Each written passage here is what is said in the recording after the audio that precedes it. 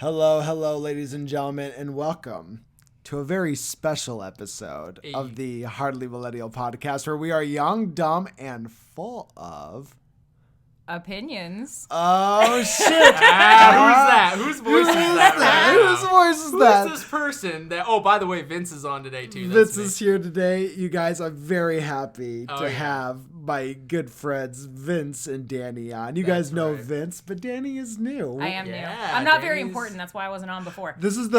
No. Let me take the reins on this real quick. Dani, you say you're not important, but what you don't realize is that you are the keystone to a lot of our hilarious stories, and that's exactly why we're both here tonight. This is true. This is very true. I was at least witness to the majority of them. There's going to be a lot of disclosure tonight, so to anyone listening who we are related to or knows us on a personal or professional basis, just be aware. And please, keep judgment to a minimum. Keep judgment to a minimum. And I would highly recommend that any version of the story that is told tonight, you give mine a little more credence than these other two, because for the majority of these stories we're going to tell, I was the only sober party. Oh, no, and you can believe that. Believe that. If you believe nothing else, believe Dani has never drank. Yep. Dani has never done drugs. Yep. Dani's drug of choice has always been and will always be Camel 99s, ladies. Yes. And that is why my one true love. Adam and I fell in love with this woman. Oh, because she had an endless supply of Camel 99s, 1, 2, a bitchin' vehicle. You had the tank. I had the tank. You had the tank. The tank was legendary. And you knew fucking everyone, okay? No. I knew nobody. Everybody knew the tank. Okay. But no. That's the thing, was if you couldn't procure cigarettes from a gas station, you were going, hey, let's go to Pops. That's okay, right. All right. That's Okay, right. You that's always true. knew. Yep. That's true. So I guess to start out, we should just start by what is special about this particular trio that is with you guys here today? So we have a specific title. We do. We are self-dubbed because there is myself, Vince, Danielle, and Adam. We dubbed ourselves the Three Musketeers. It wasn't technically self-dubbed. I remember the day this conversation came about. We just adopted it very lovingly. Well, no, the self-dubbed, but I digress. You digress. The story of how the actual name came to point, because I'll never forget this, because it's funny that we still go by it all these years since high school. It was, I want to say it was you and me. We're sitting down at the lunch table in the cafeteria. I want to say it was sophomore year, and I don't remember which one of our friends it was. It was a chick. She had red hair. Anyway, we sat down, and she looks at us, and she goes, "Where's the other musketeer?"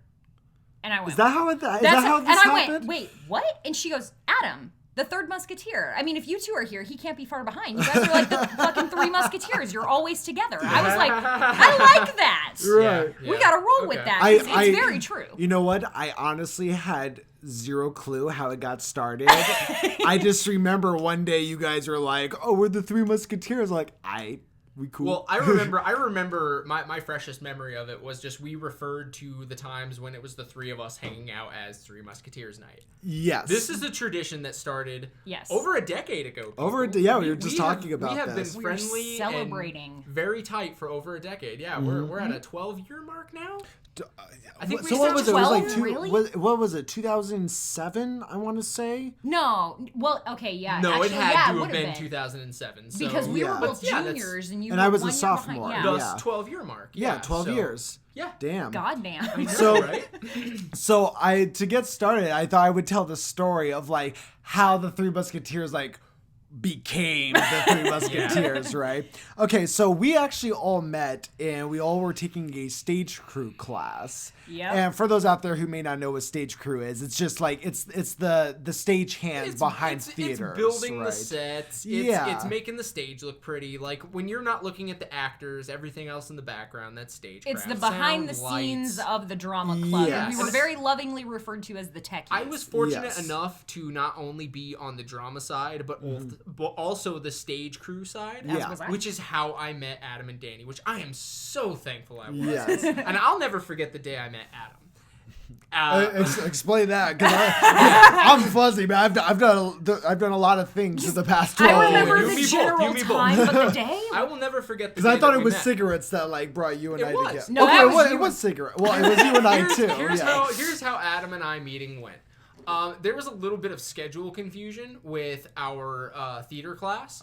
It told us to meet in the drama room. Now, it only seemed to be you and I that had this weird clerical error on our little cards they gave us. That's right, yeah. But we met in Miss Bilston's room. Yes. And we were both like, we're here Oh my gosh, I totally forgot about that. I do remember that now, though. Yes, I do remember. And she said, well, no, you guys got to report to the auditorium. It's around the side. We went around the side, and you looked at me and you said, hey, do you smoke? Which, of course, I did. And I was like, yeah. Adam goes, you want to maybe sneak around outside and have a cigarette before we actually go into class? And I'm like, fuck yeah! And thus our friendship blossomed from there, man. We had more in common than we thought, so. And then, so there was you and I, which was separate. We were a separate friendship from Dani at that point. Yeah, and then I remember with you, Dani, it was Vince had told me that you smoked. And of course, when you're underage and smoking, you're just wanting to make friends with anybody who smokes. Parents, I want you to know right now, if you don't think your teenager's smoking, they're probably lying to you. Yes. If you don't think they're ingesting nicotine, you're wrong. If you're a smoker, I guarantee your child's probably a smoker. And do not buy any of their bullshit excuses. I cannot tell you how many different stories I came up with to give my father about, no, I smell like cigarettes because Vince and Adam smoke. Yeah, so you know that. That's I'm right. not doing it myself. And by the way, check their cars for hand sanitizer and body spray. I will never forget when the first time I met JR. God. He fell in love with me instantly. He did. JR is Dani's dad. Yes. Sorry. Okay. You know what? I need to stop right here, and I just need to make mention that for disclosure's sake, we should probably keep names on the back burner. In certain stories, certain absolutely. Stories are going to need this. So yeah. Okay. Yeah. So just for context sake, Dani's dad, JR, the first time I met this man, he's old school, ladies and gentlemen. He is a former Marine veteran, served in Vietnam, covert black ops. The man is a beast. I've heard some of the craziest stories of my life from this man. He didn't serve in Nam. It was around the time. It was around the time. No, but he was stationed on the Nimitz. He never actually went. No, he told me about some ops he did. Okay, ops, that's different. Yeah. I'm sorry, I thought you meant like frontline and that shit. My apologies. You can imagine how this man would be incredibly protective of his young teenage daughter and always wary of where her morals lie. His only teenage daughter, I might add. So she had been using the excuse that Adam and I smoke. That's why everything I am and have smells like cigarettes. So I knew it was cool to say to JR at one point, hey, do you mind if I pop outside for a cigarette? To which he said, well, yeah, you go right ahead. Just make sure you throw your butt away and you take care of your ashes. I'm like, Roger, sir, not a problem. And he goes, that's Sergeant to you. I work for a living. So I'm like, great. I go outside and I have my cigarette, and Dani's kind of looking at me out the door, kind of like I really want one of those. At JR at me, kind of like this. If he goes into the bathroom long enough, I'm going to go out and ask him for a drag. Oh, hell yes. And I think he did. And then when he come back in, it's that easy, because I can just be like, well, I went outside to talk to Vince while you were in the bathroom, and now I smell like secondhand smoke. But really quick, before we digress too much.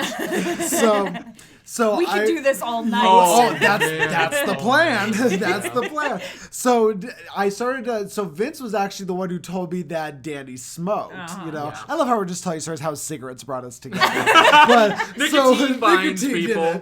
So Vince told me that Dani smoked, and I remember I asked Dani if you could give me a ride home one day from our high school. We found out that we lived like right down the block. Yeah, exactly. I remember that. Yeah. And I remember I got into the car with Dani.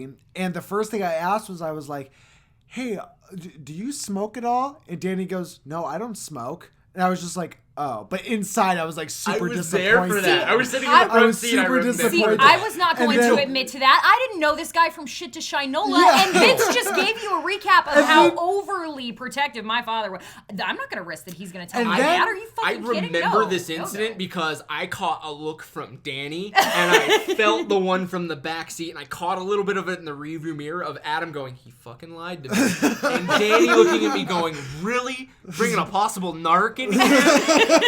Oh my God, Crossfire. And then we were like on the road for like 5 or 10 minutes, and then Dani goes, "I lied," and she like fucking takes down her glove box, and there's all these like empty packs of cigarettes in there and shit. I'm like, fuck yeah.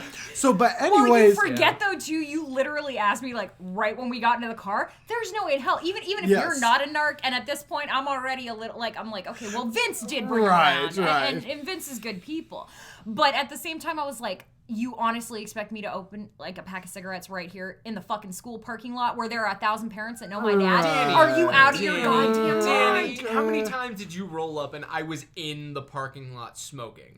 You were in the parking lot. Exactly. You, not me. I had this magical bubble. It was weird. Where I could get away with weird shit in high school. Oh, I was the same way, dude. Oh my same God. way. Oh God, I wish I was. I just like I could like, dude. I was the guy like, especially in so like me and Chris, me and Chris, especially in like junior high and high school. Hi, Chris. Hello. We were people where it's like we had certain classes together, and if we were together, like teachers just knew like, all right, well, I'm just gonna let them do their thing, and we would just be in the back corner of the room. And she would be teaching the class, and we would just be fucking around. And you could sense the glares from the other students of like, why the fuck are they allowed to just fuck around in your class? But when I fucking say one little joke, you get on my ass. I'm like, you'll just never be on our level, man. You'll just never be on our level. The one thing I had, and I loved this, I had this weird aura, and even at work to this day, like I've had people tell me, you just seem like somebody who can get away with cursing. Like it seems too natural for you to correct you. You know what I mean? And I've always had this, like, especially in classes. Mind you, I'm not dropping the F-bomb left and right, like I do. I'm keeping it pretty civil. But if it gets heated, I'm not above using a couple of biblical curse words. Right. I rarely ever got called out for it. It was just one of those things I could get away with. And it started as early as kindergarten, and my dad gave me this great line to say. And I my 6-year-old self, I remember I was like, this isn't going to work. I'm going to say it, and then I'm going to get detention or something stupid. Right. Or sorry, a red card or something dumb kindergarten shit. Right. And the line was, if I got caught cursing and I got in trouble, was, tell them your dad's a truck driver. Right. Ooh, there you go. So I was like, okay, all right, I'll try that line, Dad. We'll see how that works out for us. And I did. And I remember the first time I used it, I got an eye roll and a sigh, and that was the end of it. That is exactly what happens, too. Because, ladies and gentlemen, my dad, among other things, the military and whatnot, was also a truck driver. Well, that is the only excuse that works. Yeah, I definitely could not get away with that. But one thing I always did get away, and this wasn't so much of getting away with adults, this was getting away with, like, my peers, right? I was always and you guys know this, too. I was always the guy where it was like, I could do like weird things. Like, okay, perfect example. When I was younger and like teenager, and we'd be hanging out with like a friend and their girlfriend or something. Yeah. I could be the guy that would just go up and just randomly grab like my friend's girlfriend's tits. Oh, you demon man, you! And then, like, I would literally, he's right. I remember this. Yeah, but then I would always, but like, nobody would ever get bothered because, like, oh, it's just Adam. Oh, it's just Adam. I was always just that guy that could do that shit. And till this day, now I'm not grabbing women's tits, at this point. Not in this year of our Lord 2019. Or, you know what? Actually, really quick. Let me go back to a story really quick. So. This situation actually did happen to me when I was older, like 26, right? I was at my cousin's wedding. Oh no, Adam! No, you didn't. And we were hanging out, and my cousin had her old roommate there, right? This really beautiful, like blonde, blue-eyed girl, right? Oh, Lord. And she had her boyfriend there, who was this like 6'4" bodybuilder-looking motherfucker, right? Fun. And so me. Just the kind of guy you want to fuck with. Yeah, right? So me... This guy slaps your girlfriend's ass in a bar. What are you going to do? So me, this girl, my cousin, and then this girl's boyfriend are all... Like, all three of them are talking. I'm standing there, just my drunk ass. And then I'm literally just staring at this girl's breasts. And then just like randomly, I just go in and I go, I want to touch those. Like, I vocally said this. Wow. And I just fucking grabbed them, right? And her boyfriend just started laughing his ass off. He was stunned at the audacity is what it was. He was stunned at the sheer audacity. And, like, even my drunk self was just thinking to myself, like, geez, Adam, I can't believe you could still get away with doing this shit. That girlfriend's reaction was probably fucking priceless. Yeah. Well, I mean, don't get me wrong. I knew this girl. It's not like this girl was a stranger to me. I used to live with her. And this guy had heard stories about I'm sure. sure. She used to live with him, and she saw this shit coming a mile away. She was like, give him 2 more beers, couple more cocktails. She's just like, that's how Adam shakes hands. Yeah. Yes. That's Adam's calling card. But on a more subtle note, though, I am the guy to where, like, I use a lot of terms of endearment, right? So I use a lot of, like, dears and darlings. Oh, don't I know? Girls, I've had to stop doing that. So it's funny. I catch myself at work all the time. So it's funny, though, because to me, it's always just been, like, a regular thing. I've never put any thought into, like, what... like those words being taken the wrong way, right?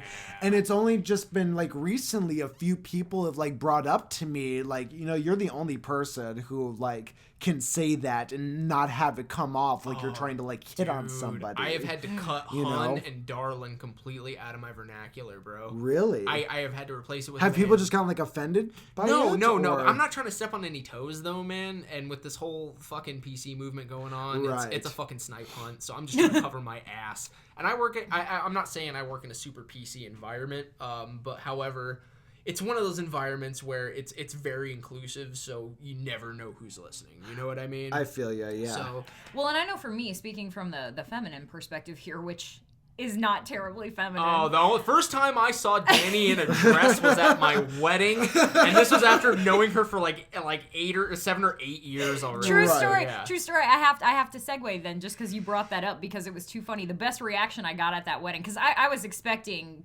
stunned reactions in certain variables because I'm around dozens of people. You got nothing but because you were the only female in the man cave. That's true. That's true. But these are all people that have known me for years. These are all men that have known me for years who have never seen me in a dress because I don't wear them. And the best reaction I got was probably right before the ceremony when the guys were ready, including myself. The guys were ready probably like, a half hour before the bridal party was done. So we were all just walking around mingling with the guests that were coming in. Because we had alcohol and then we went trolling for more alcohol. Oh, yeah. The best reaction I got was from your dad. I saw him by the door. Oh, yeah. I saw him by the door talking to someone, so I just had to walk over and I tapped him on the shoulder, trying not to be rude. He turns around. I can't even explain the look he gave me. Dude, he shot those eyes up, down, up, down, up, down, and then the words that come out of his mouth, he looks at me and he goes, "Oh my God, you look like a girl." Oh, I remember. I was there for that comment. Yeah, I remember that. You helped me zip up my dress because I remember when I came out of that bathroom, I was like, "Don't you dare laugh! I will slug you if you." This is turning into a shout fest. Okay, I was gonna. Yeah, good point. I'm sorry, we do that. We do that. We get carried away. It'll break out in this from time to time. I'll try to reel it back in. That, let me tell you, like, just a segue, like, that is what's hard about these mics. That's like 3 segues so far. Well, touche. We're getting deep. As we do. Stay with us here. It's a lazy Susan. Eventually, it will come back around. Like, I love these mics. These mics do wonders.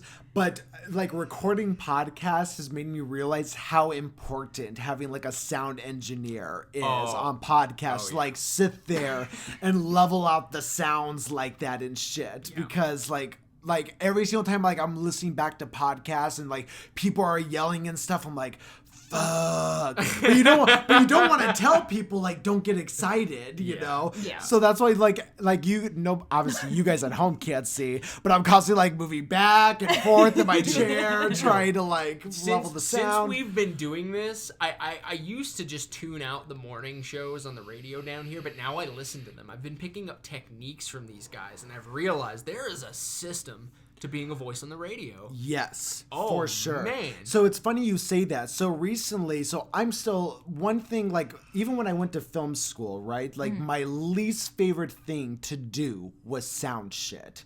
Whether it was recording sound, leveling sound, anything with sound, I wanted nothing to do with. I remember that. You used to bitch about it constantly. Hated it. Especially soundboards. Those are the worst. So now that well, we had to deal with those in crew. Well, so now that I'm fucking with sound, like, I'm still running into a lot of snags where I'm just like, fuck this shit. So like right now I actually have to go back and like re-import all the podcasts to get them like the right level, because if I'll try to listen to them through my headphones or my car and the level's like really low, right? So it's just a bunch of bullshit like that.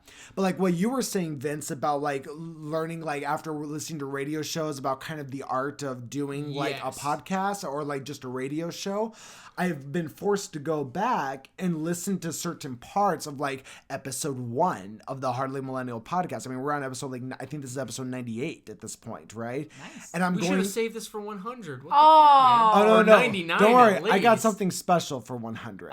So we'll talk about that later. Yeah, we'll talk about that later. Yeah. So then when I was going back and listening to like episode 1 of the podcast, I found myself like the way I was opening the podcast was just like, hello guys, welcome to the Hardly Millennial podcast, blah, blah, blah. And I'm sitting there in this coffee shop as I'm listening to these podcasts going, be more excited, Adam! Like, what the fuck are you doing? Where's your passion?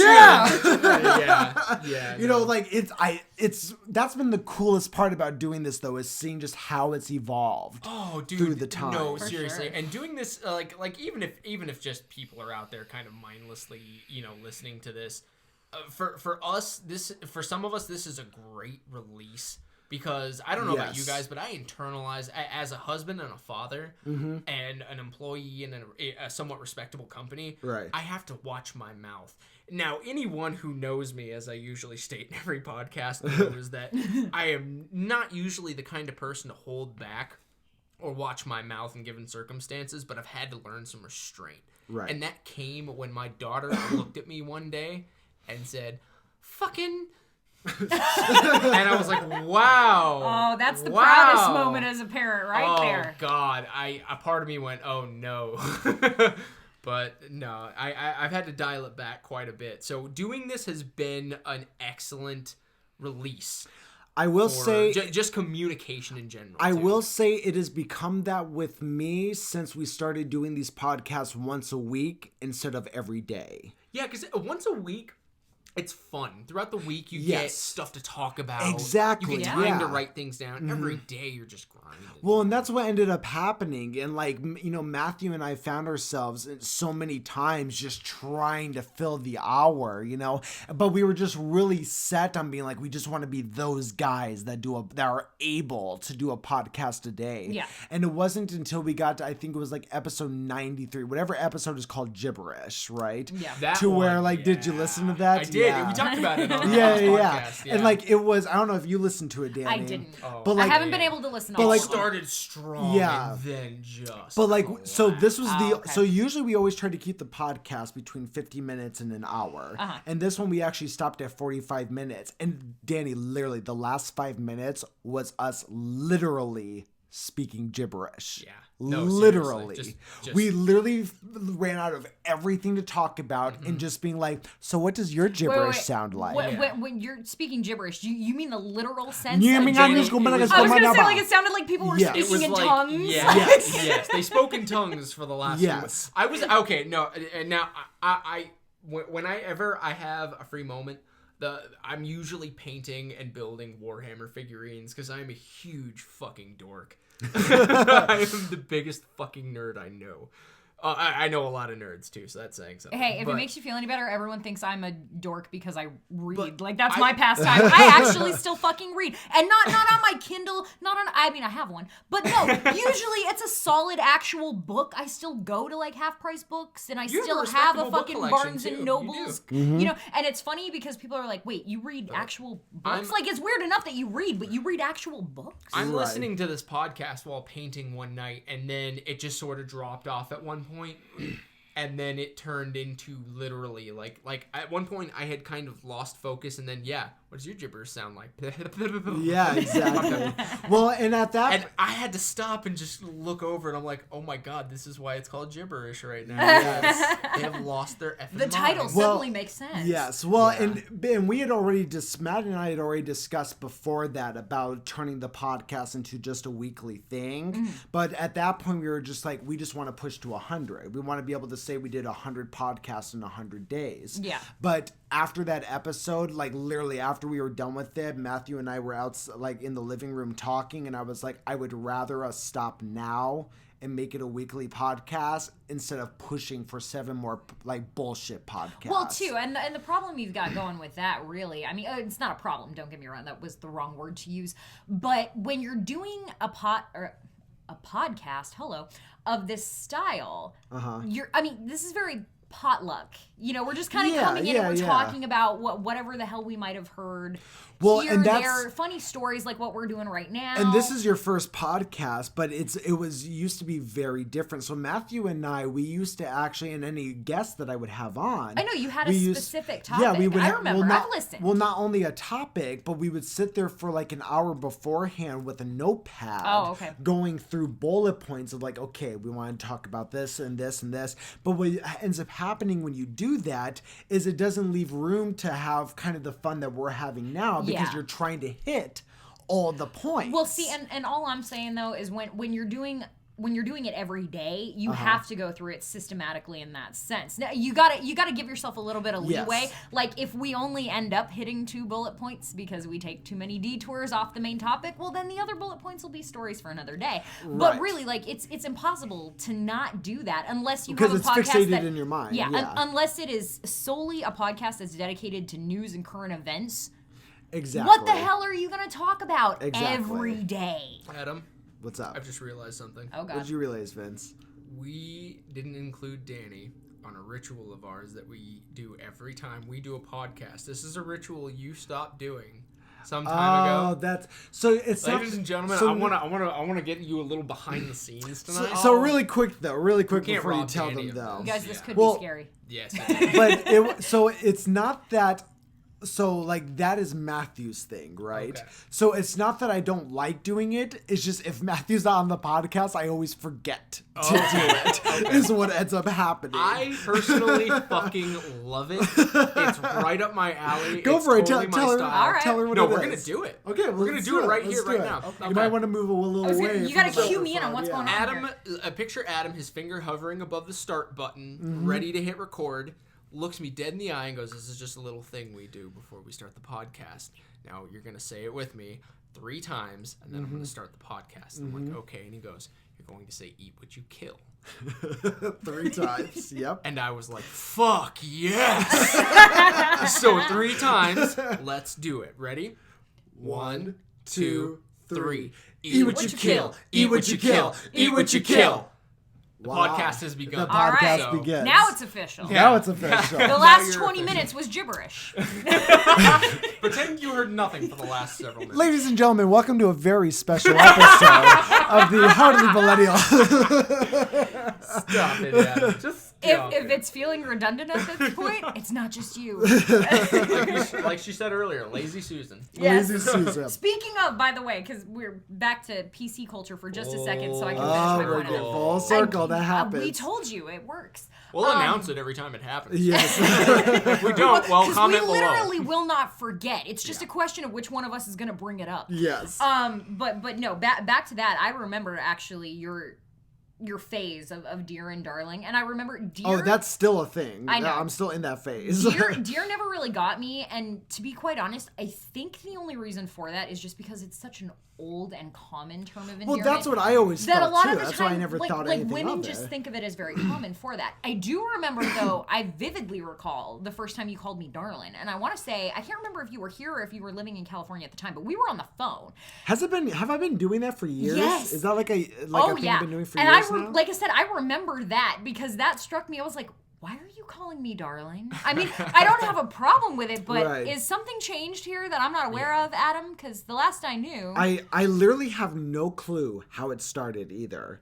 I just like... I know, because I asked you that, and you were like, I just call everyone that. And I'm like, okay. But I do know, I do know that you were actually the first one I started to refer to as darling. Oh, really? And then it just kind of branched off. And it was actually Chris was the first one that brought up to me because I used to call his girlfriend darling a lot. I'd be like, hey, how you doing, darling? Whatever. And Chris used to tell me, he goes, you're the only guy I will ever let get away with calling my girlfriend darling. Yeah. And I never realized, like, people felt that way about it, but people do. If that's true, by the way, you just admitted that you lied to me on the phone that day. Because when I asked you, you were like, I just call everyone that now. I'm like, oh, okay. Well, I think I was like just starting to like get in. Well, what I meant. So if I was the first, you weren't calling everyone that. Well, you know not yet. Well, no. Where you know where like it really first started was because that's like I hated calling people at work ma'am. I hated referring to women as ma'am. That's now my replacement word. No. Yes, ma'am. Oh, so I hated doing that. So I always felt dear and darling was. I don't know if you guys could hear that, but Justin's singing opera in our living room. No, that singing, that was. I can see clearly. Yeah, I was about to continue. Is that what that was? And it was fantastic. That was beautiful. But no, and see that's funny even that you guys say that's your replacement, that you didn't like doing that because maybe it's just because I was raised by the psycho Marine. But man, oh man, the second I got out into the living world, it was yes ma'am, yes sir every time I was addressing someone, especially at work. Right. Like out in public was one thing. I would do it to be polite. You know, like if someone held the door open when I was walking in. Yeah, of course. Thank you, sir. But no, at work, anytime it's like, Dani, yes, sir. Yes, ma'am. Like, no, straight military my dad style. being the psycho truck driver ex-con, he very much made sure that I was saying yes, sir, and ma'am to people well before, you know. Well, absolutely. And I mean, you guys know I do the same with my son. I mean, that's how I was brought up, and I find it very respectful. So my son knows it's yes, ma'am, yes, sir. Dani has her boy well whipped. Let me tell you what.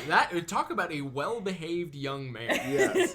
Well, Dani does not play. I think what ended up happening to me where the switch happened was I just remember hearing multiple times that like especially like middle-aged to older women did not like being called ma'am because it made them like feel old. Oh, get over it. Is what it was. Well, and that's your mentality, but when you work in Los Angeles and you deal with a lot of bougie and posh women, like a lot of them didn't want to be called ma'am. Again, I'm not the feminine voice here. Do not mistake yourself. And you know, and then I started to realize like, oh well, I do a lot better selling shoes when these older women are like have this younger, good-looking man helping them out, and are like, let me go get that for you, darling. Like male honeypot over here. That's completely different. That has nothing to do with the ma'am is making them feel old, and you are. That just gives them the impression of flirtation, which is just making them feel extraordinarily as long as they buy shoes gratified. For you, I don't give a fuck. And exactly, the more you do that, the more shoes you will sell. Because let me tell you, any lady pushing 50, they want that validation. Right. That is how I learned, was through example. Was to call people hun and darling, because my dad, while he was very rigorous about what his kids said, he was always about do as I say, not as I do. Right. That's every parent. We'd go to restaurants and stuff, and we'd sit down, and we'd have a waitress who would seem to be having a rough day, and he would drop a hun or a darling in there. And let me tell you what, my dad's coffee never ran dry. Mm-hmm. I would watch this happen. That woman would be at his table with a smile every second pouring coffee. My dad could just lean his cup out and not look, and just coffee would magically appear. So it's funny. So there's this as people know, I work at a coffee shop, and there was this woman that came in one time, and well, not one time, she's a regular, she comes in every day, right? But this was around the time when I first started working for this coffee shop, and I remember one day she came in, and this is like this like short, ugly, middle-aged, weird woman, right? And she came in and she better hope she's not a regular. Right, I was about to say, hopefully she's not a fan. I promise you she's not. If you are, leave a nasty comment down below. I don't work for the coffee shop anymore, so I don't give a fuck. And don't forget to ring the bell. But I remember like she walked in and I turned and I go, what can I get for you today, darling? And she paused and she goes, I'm not your darling. And I'm thinking to myself, like, first of all, bitch, like full sass. Like, trust me, I don't want you to be my darling. I'm trying to be fucking nice, okay? Second of all, I was raised being told that was a term of endearment. If you don't want that, I'll gladly call you cunt every time you come in if you want. Like, fuck you. Like, don't worry, I'll call you ma'am like the old fucking bitch you are. Like, I was so angry about that. Oh my God. Jesus, sorry. Sorry for my language. Maybe she was just raised in that kind of environment that some of us unfortunately grew up in, where deer was something to be terrified of. I don't give a fuck. I'm a barista. I'm a fucking barista. Deer was something to be terrified of, and cunt was the term of endearment. Okay? Oh my gosh, could you imagine if cunt was a term of endearment? It was to my older brother. No, let me tell you what. That was all he ever called me. In some countries it is, so. Some countries they call everything cunt. Oh my gosh, it bothered me so much that day. I'm like, trust me, I'm not coming on to you. Like, I promise you I'm not coming on to you. Have you seen me? You think you're the one I'm after? Oh my God. That reminds me of a story that I have to tell, just because I haven't told either of it to you yet. Why the hell not? We got a fresh one on the table do tonight. I'm sorry, that was just... Mind you, we've done this circle many times, so it's always nice when there's fresh material. We could do this all night. But so, literally, this just happened. So it was like 2 weeks ago. I had to take my dad in, right? He was having like his third surgery on his toe. Right. And I get there at 8:30 in the morning, just when he told me to. And this nice little lady behind the counter tells me that his appointment, or his surgery, got pushed back to 10. He was actually supposed to be going in at 8:30. Okay. So come to find out, his surgeon's doctor's office had completely forgotten to turn in any of the paperwork for the surgery to the surgical center. So he wasn't on the schedule. They had no idea who was coming.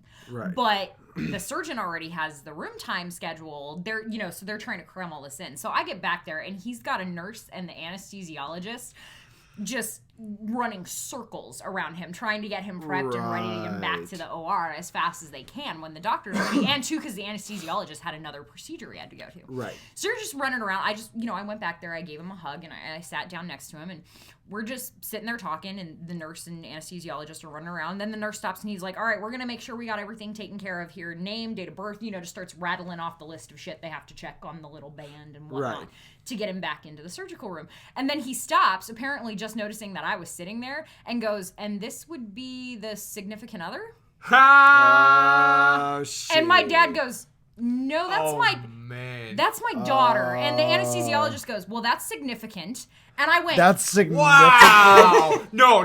I got to give this doctor mad props. Because he threw an air ball and then totally tried to disown it. Oh no, I stopped. I was like, I'm honestly a little offended. Dad, apparently you've got game, but you think this old man is the best I can do? Damn. And no, the nurse goes, I didn't say that. The anesthesiologist goes, I didn't say that either. Oh my God. Okay, really quick, I just have to say. I told that story to a friend on the phone, by the way, in the waiting room. Some guy overheard it, laughed his ass off. I just have to say we're peaking in sound a little bit, which means that we'll sound muffled. So just like try to back up when we yell or whatnot. Sorry guys. When you yell, you guys. That's the only volume we have. I know. I'm sorry. That's because I'm new Adam. with this. Here's the formula. After 12 years, I've got it pegged. No, check this out. Adam will make a wild claim. Dani will have something to refute it with. Adam will boldly and loudly exclaim to the contrary in defense of his own point.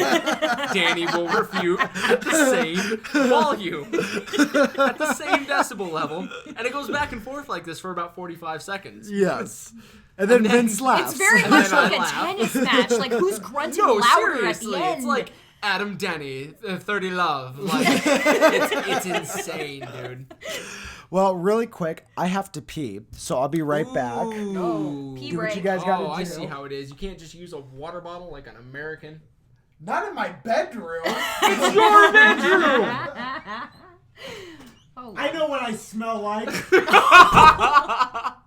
Oh my gosh. So yeah, it's just you and me, Dani. That's actually probably a good thing. He went to the bathroom. I haven't seen him in a while. I don't know where he's been. Oh, that's true. That's true. And not to mention, by the state of this room, you can only imagine that his statement about him smelling bad is true. He does. He's got to get himself a girlfriend. Oh my God, no! She would make this place so acoustically unsound, it would be ridiculous. That's kind of true. She'd have a problem with all the padding against the walls. There used to be more. No, if you turn around, there is a stack about 3 feet high right there. The crates, yeah. Those used to be all over the walls. That right there, it's so funny to actually sit here and be doing this when I think about that. Those fucking egg crates to put up against the wall for soundproofing. Do you know? God. No. Do you know how long ago he started saving that shit to soundproof his room to eventually do like a video or a podcast or something along those lines?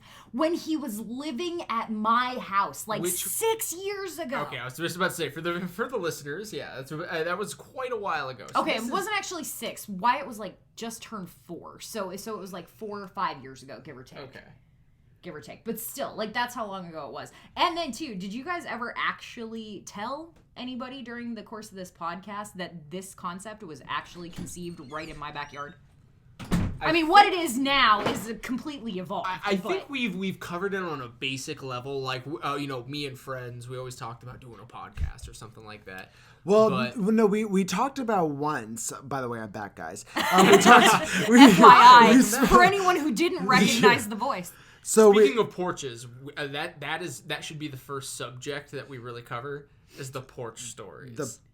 Okay, we'll come back to those. Everyone's porch, but yeah. That implies we haven't covered a subject at all as of yet. Well, we've covered many subjects, but in a non-sequential order. Yes. That's very true. But in regards to the conversations we've had on the pod about doing a podcast before, I remember we discussed once about doing really just getting together, and we talked about getting one microphone, right, and setting it in the middle. Yeah. No, it wasn't a microphone. The original idea was a camera. The camera, we were going to get a right. camera, that's set it up on a tripod, because it was Friday night hangouts at my house, which inevitably meant we were all out in the backyard smoking in a circle, just talking. And I think it was Justin, actually, who first said, wouldn't it be fun to just get a camcorder and put it on a tripod and just let it run in a circle all night while we had these conversations? Yes, for sure. I think you're right. I think that was also kind of the inspiration for one of the videos.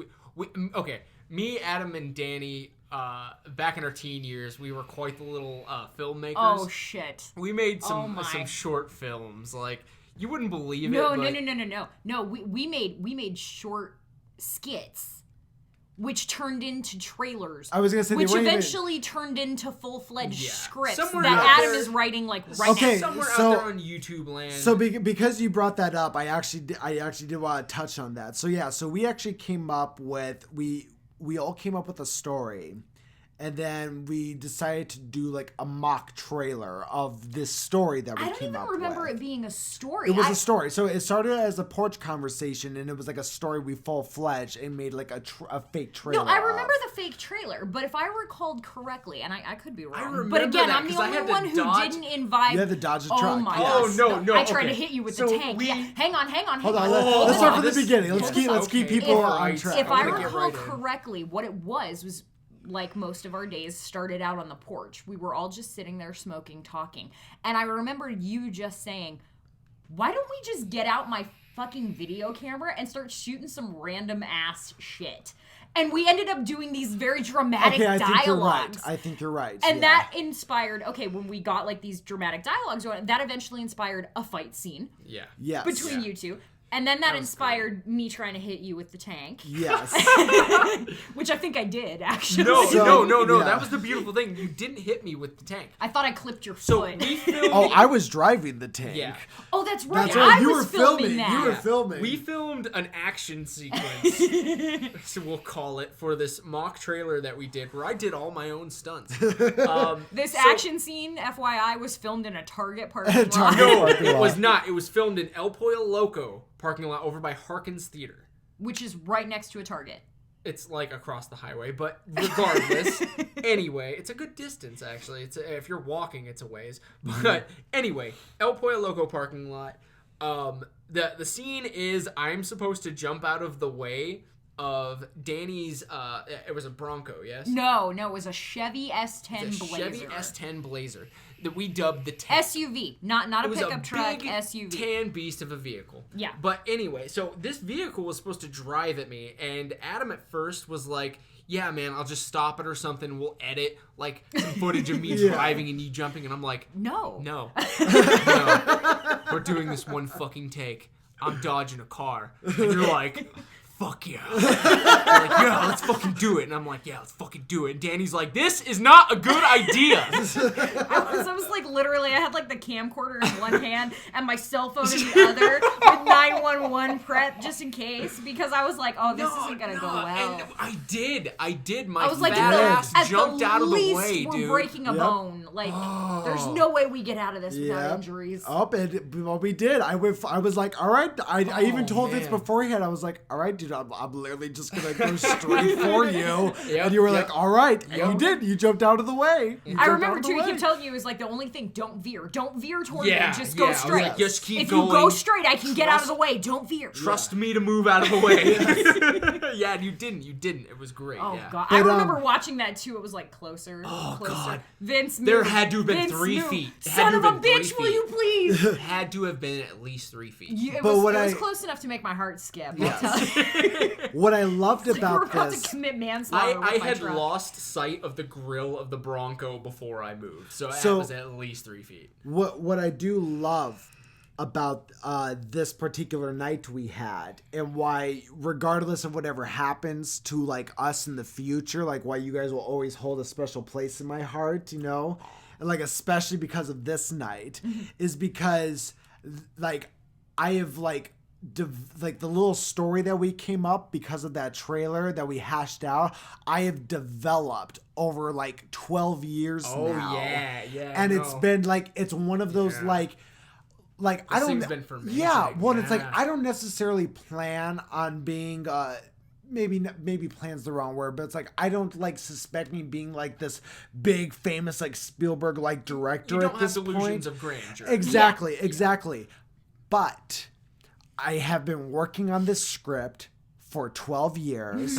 I've been working on this story for 12 years. In my drawer right now, I have mountains and mountains of notes of like, in like mock scripts and everything I've done, like to where like one day I will make this film and it's going to be fucking epic. It's something I'm so passionate about to where like I will fucking kill myself if I end You'll up be a not one-hit making wonder. that. You'll be like T.H. Halton. Yeah. One masterpiece, Adam, one opus, yes. and then gone. In case I haven't already made this inherently clear, if you have a camera and a script, I'm fucking there to shoot. Because let me tell you what, Adam is the one who single-handedly got me into the world of film, film and acting. I've done some minor stuff. Nothing. I don't have an IMDb or anything like that. I've been in a lot of independent shit though. Most of it, Adams. It is most of it. But others was like, hey, you know, I told my friend who's directing a film for a project about you. You want to do this project? And Yeah. I'd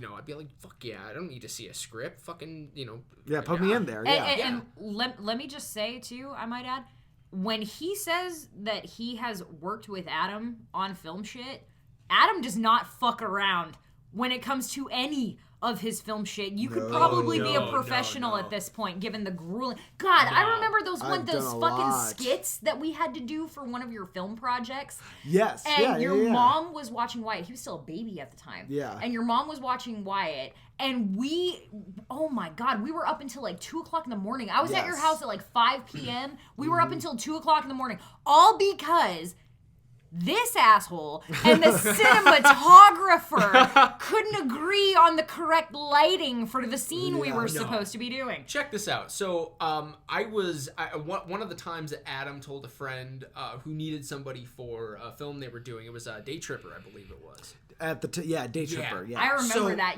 That's on your IMDb. Man, That one's on there. Adam, you told me that it was an acting job and it was going to be really easy. But what it ended up being, I totally did not expect. It was a crazy experience. Let me break this down for you, and I can tell you why actors in Hollywood get very full of themselves. Here was my life for a few days. Show up on set, early morning. I was there on time every goddamn day. Why is that? Because I carpooled with Adam. And he was working on the film, so he better be there on time, damn it. So I'd show up there every day early. We'd get everything set up.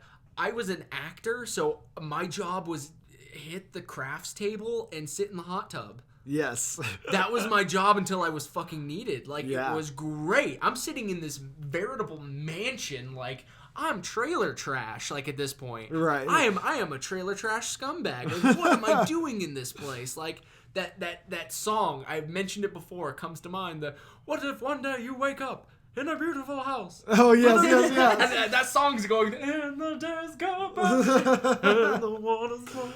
Yeah. Maybe that's why I never became a professional actress, because in my experience with you, it was me sitting at your fucking dining room table for 6 hours with Chris, trying to make random chit-chat, beating our heads against the table, waiting for this to get rolling. Adam and Kyle. Hi, Kyle. Me, Adam, and Kyle. We'd hang out at Kyle's dad's house out in AJ, and Adam would bring his digital camera. Me and Adam would go out in the backyard and smoke cigarettes. Kyle didn't really do anything. That was eternal, though. That digital camera was attached to his hip. Thing was a beast, it was at the time, yeah. But for like 3 years. So we would go, okay, we're gonna film shit tonight. Script, no. Plot, maybe. Footage, definitely. Absolutely. So we would just start filming shit, and as we'd film like a couple of scenes and go, okay, now here's where we're gonna take our characters from here. What if moments before they were doing this? Yes. And we'd film that shit, and we would just look at this clock on the wall, and we would just watch. We'd start at like 8 p.m. And we would be like finish 3 a.m. You remember the one time? There was a few times we went. A couple times. Yeah, like 12, 13 to 14 hours. We said the magic words, oh, the sun's out. Not even necessarily with filming in general, but I remember that night, the night we were talking about with the tank and the trailer. Yeah. Oh, yeah. If I recall correctly, yeah. we went home, home being Vince's house. We went back to your house. We sat out on the that was home. We lived there. We lived there. No, I woke up some mornings and they were just already out on my porch. And I was just sort of like, oh, hey, guys, what's up? My dad would come home from wherever and be like, oh, hey, what's going on? They're over. Yeah.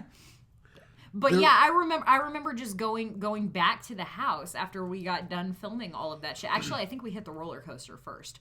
And then we went back to the house, sat down, just watched all of these clips, was talking about all the different things we were going to do with these clips, sitting there chain smoking cigarettes as we're talking about these clips. And before you know it, we said those magical words. We were like, is that the sun coming up? Yeah. Sun's up. Well, wow. And so it's funny because it's funny with you guys telling these stories because I've been kind of out of the film game for a few years now, you know, and because of how like versed I am in, you know, filming, I won't say like versed, but more versed than like your regular. I've done a lot. Far more versed than the average jackass who reads up on film. Yeah, I've done a lot. So give yourself credit. But that's just it. There were things that I didn't realize that. Okay, perfect example. So when I first started doing the Hardly Millennial stuff with Matthew, one of the first things we did was our first update video. Yeah. You know, and Matthew was under the impression that this update video was going to be like, all right, it's going to take us like maybe an hour to like shoot it or whatnot. And it ended up taking us 12 hours to do it. Well, yeah, he didn't know who the hell he was dealing with. Well, regardless of like who he was doing with, just like what it takes to like light a scene, the different takes you have to do. See, he didn't necessarily know that those things were not a part of this. Right. He didn't think you were actually going to care enough to do it. Well, and hence why I said he didn't know who he was dealing with. One comment he made to me once was like, so Matthew for a little bit was doing like his own show, right? That he was doing like where he was filming the footage and everything for it, and I was just editing it. Yeah. And I remember the after the first day that he did it, he shot it in this room with the 3 soft lights that I have in here right now.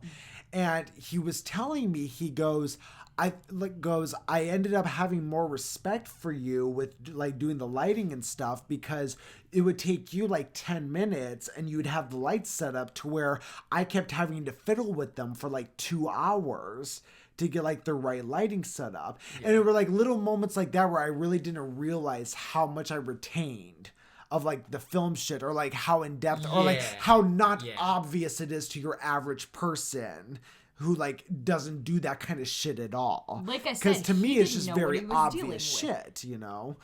But it's fun, dude. Like I'm hoping to get back into it and stuff. But my biggest thing with filmmaking is I love to write, but the thing I love the most is I love writing with other people. Okay. Like I can write stuff myself. You and I need to have a sit down because I've had the writing bug like crazy. We do, you know, because the thing is I can make the films and I can make them great. I have an idea that I want to talk to you about, and it's a passion project that I've been kind of sitting on for a little while now. Okay, we'll have to get together soon. We'll have to get together soon because I do want to get back into it, but it's just one of those, like, one thing I've realized about myself is I'm not so much good about writing my own stories. I have gems here and there of stuff that I've written just by myself, but for the most part, I do much better when it's like you were just saying, Vince, you know, like, I have an idea, you tell me the idea, and then I'm able to go,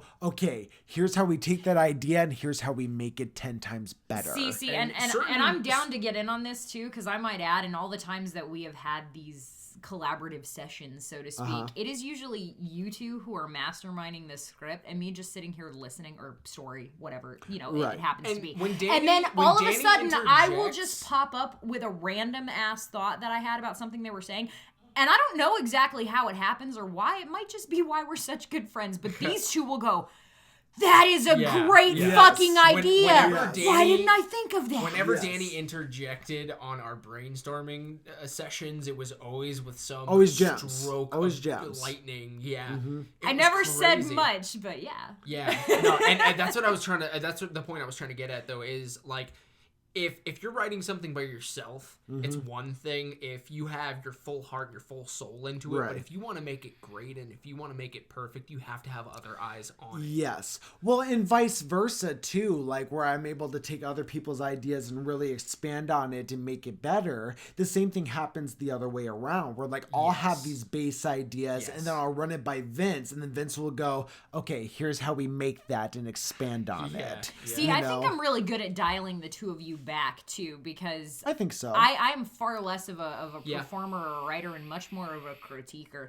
And for me, the criticism doesn't come from trying to shit on what anyone is trying to do. But you are the but it comes with the objective eye, like pin in the balloon. Dialogue. Is what you are. Dialogue is a perfect example. I can't tell you how many movies I watch where there is just so much shit that is said that shouldn't be said. Yes. It should be filled with a look. It a should lot be of exposition. They fill in the a lot of exposition. and it drives me out of my fucking mind. And see, sometimes when people are writing, Danny, they have a tendency to do that. I hate it. Danny, this is why we're friends. You want to know why? Because that is the exact fucking point of the story that I want to talk to Adam about. That is the interesting fucking point. See, that was 10 years worth of our telepathy. I am tired of cinematic dialogue that is cheesy, trite, overused, non-situational, non-practical. And going back to the collaboration thing, I mean, like what we were talking about earlier about like this passion project I've been working on for 12 years,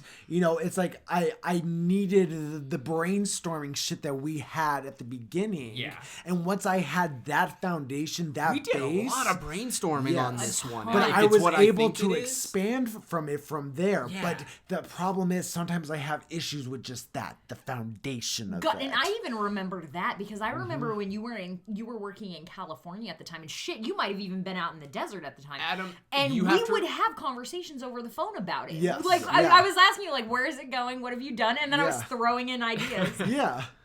But I totally lost my train of thought. Well, really quick. So one thing you guys will learn about me as we're doing these weekly podcasts is I have an insanely small bladder. So I'm going to go pee again. You guys have fun. Well, that's okay considering Vince just lost his train of thought. Keep track of the comments below. Oh, but one thing I was saying, but you're going pee, so I'll say it to everybody here after he's left the room. One thing you have to remember about projects, though, especially really passionate ones, is the old adage, it might be cliche these days, but Rome wasn't built in a day. Absolutely. You have to remember that movies like Star Wars, while they're great and almost perfect in their initial execution, went through a very, very heavy rough drafting process by a lot of different people. See, and that's one of the reasons I always love talking about it with him. Like, even when he was in California working on it, and it was still just in its conception. Like, I mean, you've seen it. You've talked to him about it, I'm sure. Yeah. What it is now is nothing like what we had talked about the night we shot that footage. Like, it is a completely different animal from where it started. Very much like this podcast. This podcast is extraordinarily different than the concept we conceived on my patio. This currently nameless project, like we stated, is like 12 years in the making. And let me tell you, folks, it has evolved. Oh, yeah. If you want to talk about a passion project, I'm sure this script and pile of notes he claims he has in his drawers is his Horcrux. Like, if you were to die and you performed a magical fucking ritual on these papers, you could bring him back. Some weird literary necromancy that you could fucking do. I don't doubt it. He's like, a piece of his soul lives within those pages. Jesus. But, well, and then too, because it's like even, I think the only concept from that night, the only original idea, so to speak, from that night that we came up with that is still in play, and Adam has not gotten rid of it, and he will never get rid of it because it was our brainchild in a sense, is that all of us have to make an appearance in that movie somewhere. Oh, yeah. We went back and forth between whether or not it would be speaking parts or just cameos or what the hell ever, but somewhere in that movie was going to be Easter eggs of Adam, Vince, and Dani. Yep. Because I think last time it was our baby. I think last time we had. Well, it's Adam's baby. Last time I had talked to him about it, our characters had been upgraded from their initial status to like we were judges or some grandiose shit. status. Yeah, we were like the terrible trio of disaster of and whatever it was. Yeah, goodness. We were supposed to be like what? We were only supposed to be on the screen for like 5 minutes, but we were supposed to be terrifying and.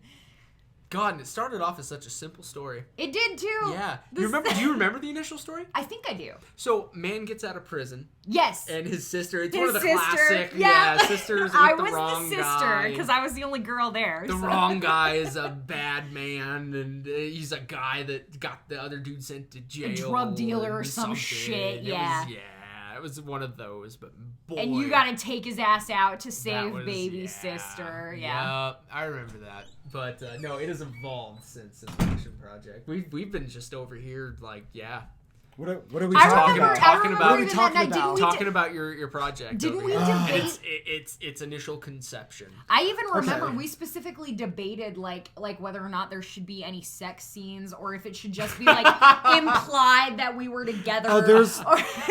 Okay, so what have you guys talked about? No, we were just talking about the initial idea of how it was when it started that night. It started off as a simple let me story. tell you, it has evolved. So we much. already mentioned that. Okay. We mentioned that while you were urinating. Oh, thank you. Thank you. Oh my god. I'm so proud of it though. It's like, so I actually for a school project once I was in a script writing class, and for the script writing class we had to write the first 30 pages to a feature script, right? Not past that, just the first 30 pages. I remember I read it. So that's right, you did read it. So I ended up writing, the first 30 pages to this new idea. It's still a rough, obviously, but I did, write it. And let me tell you, I had so many people coming up to me and being like, so you gonna finish that? So when are we gonna be able to hear so many people were so into the story that I had developed through our original idea. And it was so much just ignition to be okay, there's no way I can go through my life and not make this a thing at some point. I'm so excited for it. But one thing I do really enjoy, kind of going back to what we were talking about in regards to just coming up with different stories for different film ideas and stuff, is I do really enjoy the short film stuff. I enjoy coming up with 10-15 minute films. Do you remember just doing really Slap Happy alone? Oh my gosh. So I've actually talked to Matthew about like to where like one day when I get my vlogs going again, like one day I'm gonna start sharing. Oh, throwback videos. Yeah, like throwback videos. Of, like, condiments. Yes. I shit you not, to this day, I still go to YouTube to watch condiments when I need a good laugh. I do too. Oh. Good Lord, I do. Oh man, sometimes at work I just listen to it because I can't really like watch videos. That was one of those things where I was like, fuck, why did I have to be like married with a kid when they did that? Because I missed that. And that was before film school too. That was high school. That was that same damn camcorder that was strapped to your hip for 3 years. Okay, I gotta go back real quick, full circle, to the story of how really quick though. So I couldn't help but notice you munching on some fucking taquitos there, Vince. Burritos, actually. Do you want to like hand one of those over to me? I sure can. I sure can. I was all trying to eat them sneaky. So actually, I have a very funny story about burritos and the three of us. Oh, Adam, do you mind if I tell the story about I literally just told this story like a week ago. All right, so I'm going to tell it from my perspective, and you're probably going to get several different perspectives in on this, but I'll start with mine. Remember that my perspective was the only sober one. Remember that. This is key. That's very key in this particular story. Mom, Dad, I'm so sorry. Oh God! Okay, are you sure you want me to tell the story? You could have left that part out. You didn't have to tell him where we were. All right, too late. It's happened. Go for it. Ross, Teresa, I love you guys very much. I really do. You guys are like parents to me. But how I became so close to your son started when we procured pot and we smoked a shitload of it in your guys' house. I am so sorry again. I can remember where you guys were, but you were gone. So you guys were gone for a period of time. Let me assure you too, I wasn't smoking. I was babysitting. No, Dani was. No, straight up. A hand to God, I would die to defend that statement. I'm pretty sure the only reason you guys didn't get a call from the cops while you were out of town was because I was making sure no one got seriously injured. So anyway, here's the story of the burrito. So us being young teenagers at the time and not really being privy to the effects of cannabis, decided to ingest a shitload of it, as teenagers do. Mm-hmm. So at one point, Dani decides she's going to take us, after much badgering, to do a Taco Bell run. We're just busted, annihilated. I don't even remember going to Taco Bell, but I remember getting back and having a burrito, which I was really, really fucking stoked about. I sit down on the couch. I unwrap my burrito. No. This is the kitchen. You were standing in the kitchen. Yes. Okay, here we go. Here's the other perspective. I was in the kitchen, and I unwrapped my burrito, and I stood there for a second, and when I looked down at the wrapper, it was gone. To which I looked over at Adam, and then I looked suspiciously over at Dani, back around at the other... Dani's videotaping this the entire time. Yeah, that same damn camcorder that was attached to his hip, I had it all weekend because long. I unwrapped my burrito, and it disappeared before my eyes. It was the strangest thing. So then I became very accusatory and started demanding that whoever had absconded with my burrito had better return it. I was getting very upset. I was like, where the fuck is my burrito? And Dani, still filming, goes, you ate it. I'm like, I don't fucking believe you. No, so she stops the camera. She rolls it back, and she shows me, to my horror, there's the video, and I remember unwrapping it. Hang on. I was videotaping, so let me tell this part of the story. Send it. So, I got the video camera dead centered on him. He takes this burrito, he unwraps it, and just starts demolishing it in a very animalistic fashion. I'm talking all over his face, getting all over his hands. A lot of it went on the floor, too. I mean, just shoveling it. No, it wouldn't have gone on the floor. I promise you that. No matter what state I'm in, I'm not dropping What made me laugh is watching back this video, even after you finished eating the burrito, you took it upon yourself to, like, lick every single finger. Like, no, so he does. So he literally just guzzles this burrito, and then he stops. And then right after you lick the last finger. He stops. He licks his fingers. He even cleaned off his face. Like, you can see him do it. And then he stops. And it's almost like he has this moment of clarity that just comes over him. He just gets this look in his eyes, and all of a sudden... No, it was this moment of worry. And then, no. Anger. Moment of clarity followed by moment of anger. I was getting there. I can see my eyes darting at all of you, too. Like, which one of you fucks is gonna die? And then he looks down at the wrapper. Then the moment of anger comes. He starts looking around and right to the camera. I swear you were looking at the fucking camera. You go, hey, who the fuck ate my burrito? I was very upset. And when Danny showed me the video back, to my horror, I had to sit down and take a breather because I was just like, wow, I cannot believe that just happened. And then we literally had to play it for him again the next day because he was still so fucked up he didn't remember me showing it to him. Oh my God. But let me tell you what, I feel we got bad. Some great videos that weekend. Oh, we got a lot of videos. That was the first night that I met Thomas.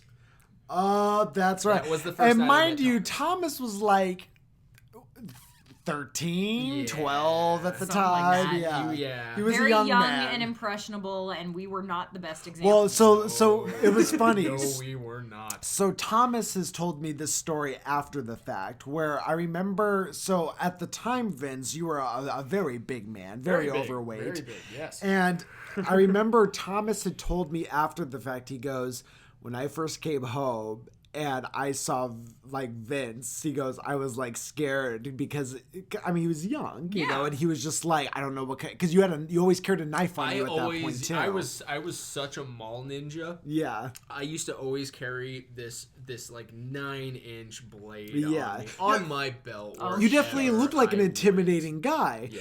But Thomas, I remember then told me, he goes, so the next morning everybody was just passed out, obviously, just from being stoned out of their minds. And he goes, and Vince was the only one who was up with me and helped me clean the entire house. So you had Vince, this 16, 17-year-old guy, helping this 12-year-old just like clean up the entire house. And that was when your and Thomas's like friendship flourished from there. And how in the hell you managed to be the first one awake that night, I still do not know, because I was complete. No.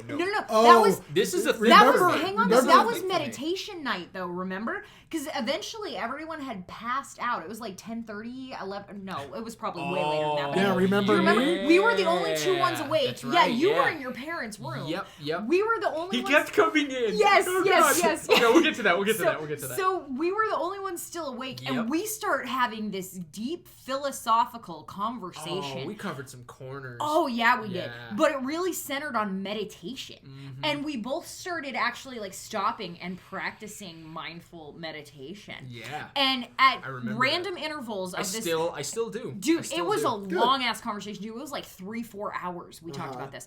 And during these random intervals of conversation and meditation, Adam would randomly walk into the room, open the door. Mind you, there's like 4 other people passed out on the floor. Okay, now when you say walk into the door, that's not fair, because what he would do is he would stand in front of the door and he would take his arm and just swing it open like a cowboy in a saloon and just be standing in the door frame, look at me, look at Danny, sitting in his bed, just hold and look at us and go, bastards. You guys are both assholes, you know that, right? No. He said one word. No, bastard was the first time, but it varied. He come in like the second time, he was like, you guys are assholes. And then the third time it was like, fuck you. The best part was he would always close the door back to its original position before he left. Close the door and then Every turn fucking around time. and go back to sleep. And we didn't see him again for another couple hours. Oh, God. Yeah, you're welcome. we talked about Harry Potter for a very long time. Oh Lord, I do remember that conversation. We did. We had a very long talk about Harry Potter. I do remember that. God. Oh my gosh, we had. I just remember the water bottle, or was it the beer bottle, like filled to the literally the fucking hilt with cigarettes. Okay, so that was a different night. That was a different night. That was just you, me, and Thomas. That was that was me, you, and Thomas, and I think that was that same weekend. That was that same weekend. It was the night before, because I remember you guys telling me about that story when I got there. Oh my gosh, we Gatorade bottles. They were Gatorade bottles. Okay. And we had like 3 Gatorade bottles, and because you had 2 friends who came over also, that were smokers. Yeah. And we had just. We fumigated that fucking house. We fumigated that place. My word. Like how we didn't all die of smoke inhalation, I'm still not sure. No, for serious. We were teenagers. We shouldn't have survived that shit. We blame it on the fact that our parents were smokers, so we were already just a little prepped. You got kids going to the hospital because they're touching fucking vape liquid. We were 16 years old and just sucking fucking my truck. gosh. And so much. I remember that too, because I went to the smoke shop, and because I went to that shop that never carded. And it didn't even matter. They knew how fucking old I was. They were like, we don't care. Here. Yeah, here. You know, it was a different time. It was a different time. You know so-and-so. It's all good. Yeah. But I just looked like I could be sold cigarettes. Yeah, pretty much. I remember because I went and I bought an entire carton of cigarettes, like, leading up to that weekend, because I knew it was just going to be, like, everyone at the house when your parents were gone. Oh, yeah. And I don't even remember, but I don't think there was very many packs left out of that carton by the time I went home on Sunday. Speaking of parties, I will never forget the first one I had at my house. Now, my dad had just recently divorced his ex-wife, who I'm going to keep it very brief, was not a good fit.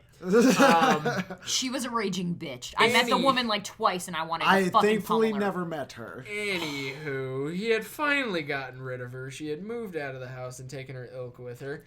And my dad realized that he had never met any of my friends. I had lots of friends and I had lots of experience, but I never wanted to be home. Right. Weird. Interesting. Wonder So why. He decided that he was going to let me have a party. And my stipulation was, can we drink? Because at this point in time, my dad had a kind of an old school philosophy, and I feel like it's also a kind of a new school philosophy. I feel like it's something that a lot of parents are doing more and more. I'm still on the fence on whether or not I'm going to do this myself. Again, it's going to be situational when the time comes. Right. But my dad used to let me drink at the house. I was 15 years old when I had my first beer with my old man. And after he fell off the wagon, because he had been sober for a good amount of time before he started hitting the bottle again, every weekend, me and my old man, we went from father and son to drinking buddies to partners in crime real fucking quick. Right. So he decides, he's of course going to fund this party with alcohol and liquor. And at this point in time, he was already seeing somebody else. My dad moves quick.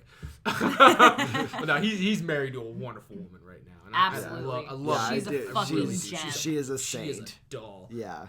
But he had a girlfriend at that point in time, and they had gone out to the casino that night. And at that point in time, my dad was, his words were always, "Don't get the cops called, and if they do, I don't know you." So I was like, all right. Broke into my house. I invited everyone I knew, and I think we had like 17 people total. We had a shit ton. We had a lot of fucking people that showed up to this party. We carpooled. I remember that. We did. You were like, "Hey, are you going to Vince's party? Hell yeah! Will you come get me?" Sure. Every single person asked the same question that night was, "Are your parents okay with this?" To which I responded with, "Yeah, dude, of course."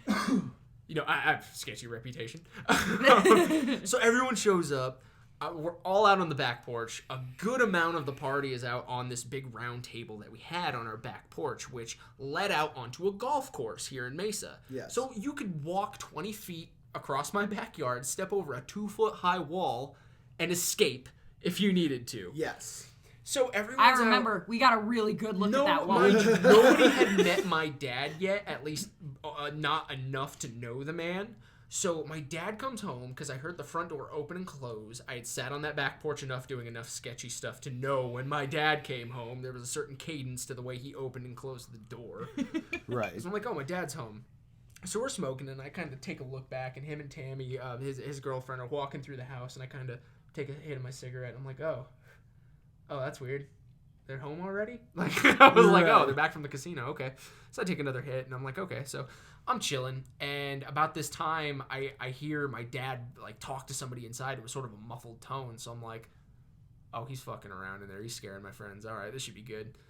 So at this point in time, nobody else is tracking what's going on. We're all engrossed in conversation. We were clueless. There was like 7 of us sitting around a table. We had no fucking idea. Door opened up, and my dad stepped out onto that porch, and conversation ceased. My dad looks down at me and goes, "Are you fucking kidding me right now?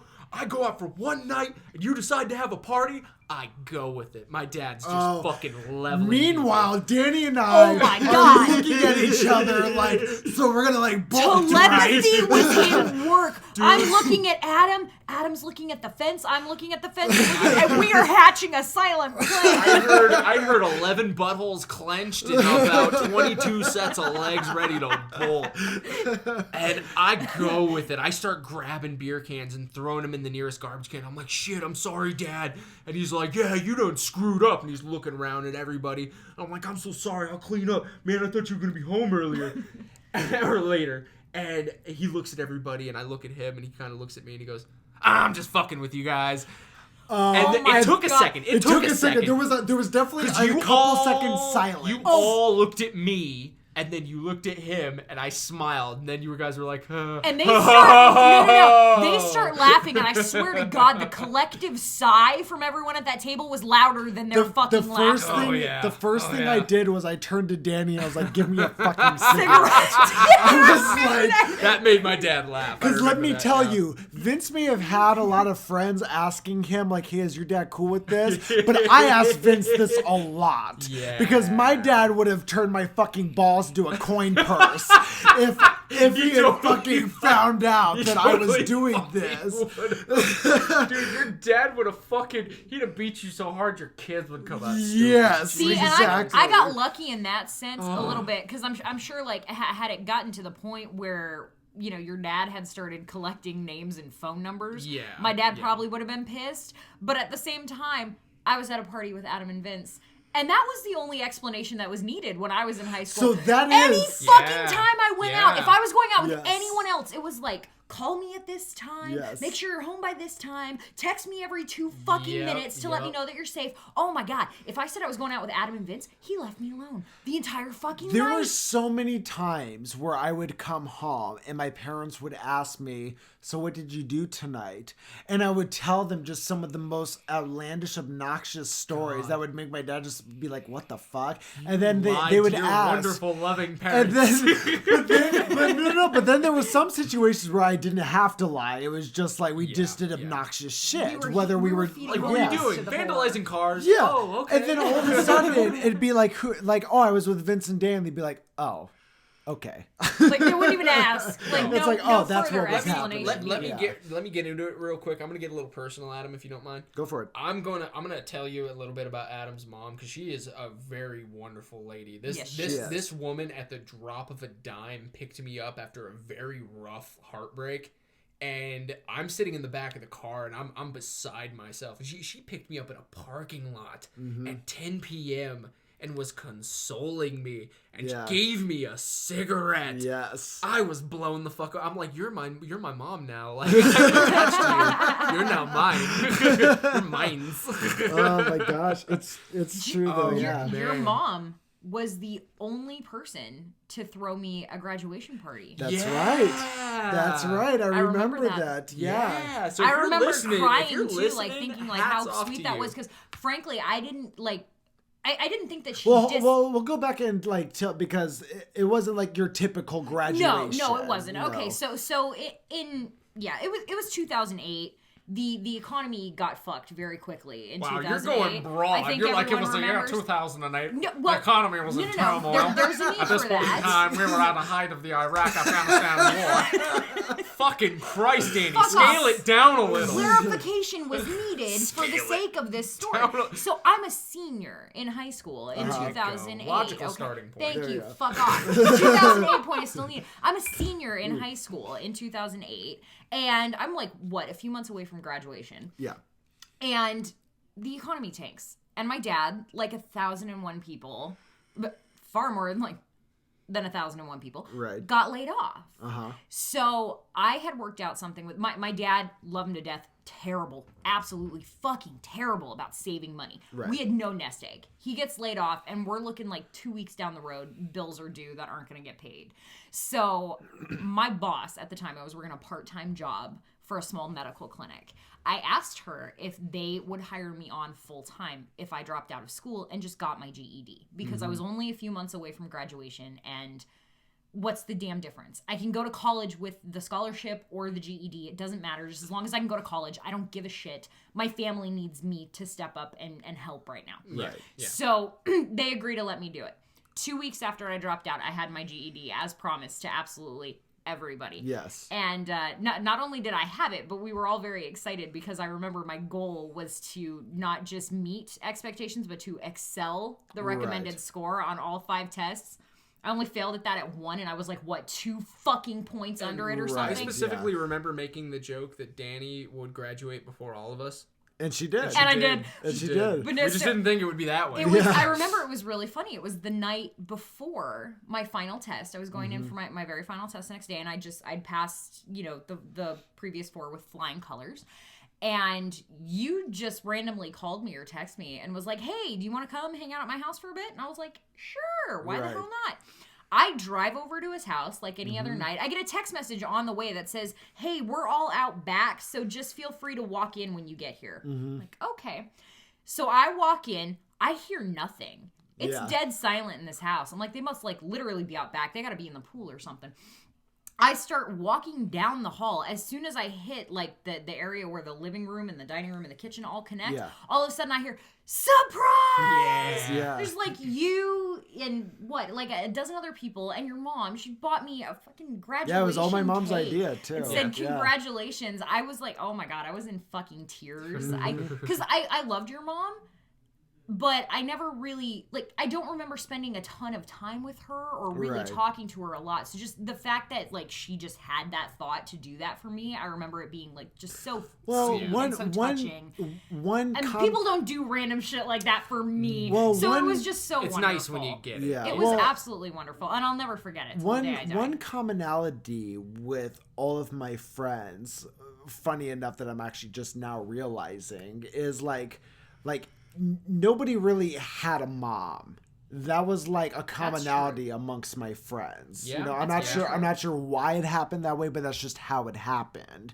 So then when I befriended all of you guys, then you guys would come over and my mom would find out about that kind of stuff. My mom would be like, nah, you have a mom now. You're mine's now. You have one now. She became exactly. the neighborhood mom. Well, and she did. I mean, I think all of you guys just ended up calling her mom eventually. Christ, man. Every New Year's Eve party that we've had over the course of I think the last 10 years, it started off with your parents and all their friends and your family, and then Adam can invite a couple of friends. Yes. And then before you know it, Adam invited 50 people. Yeah. Well, it turned into half family, half friends, and then just this last year, man. My mom literally told me last just year. Us. My mom literally told me after just this past New Year's Eve party. She goes, so I'm going to stop throwing these because 1, I've just been throwing these for years. And 2, because it's just become me throwing a party for you and your friends. Yeah. And I was like, yeah, I mean, you're right. That's what they've become. And the best part was I could always look forward.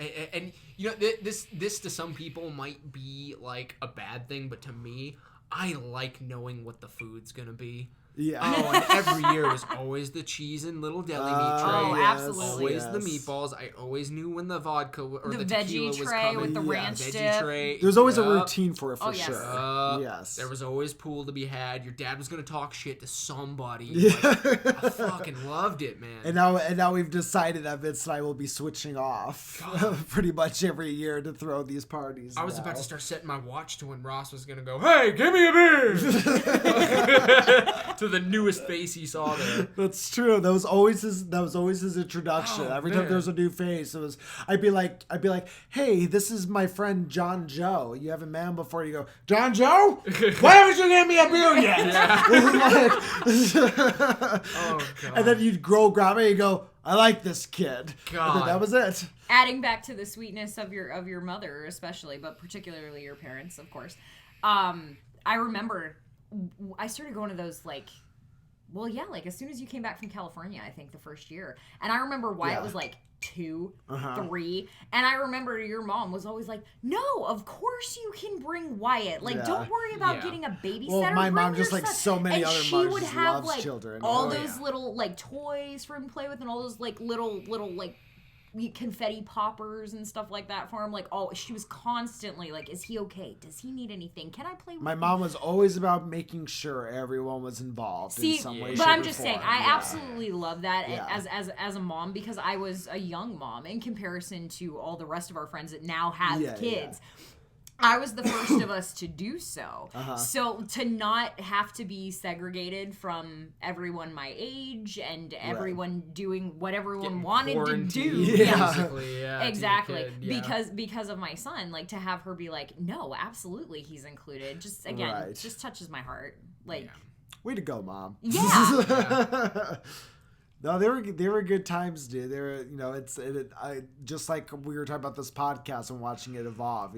It's very cool to kind of watch like those parties evolve because it got to a point too where it was actually really funny because there'd be these points to where it was like, hey, my parents are doing a New Year's Eve thing this year. Who wants to go?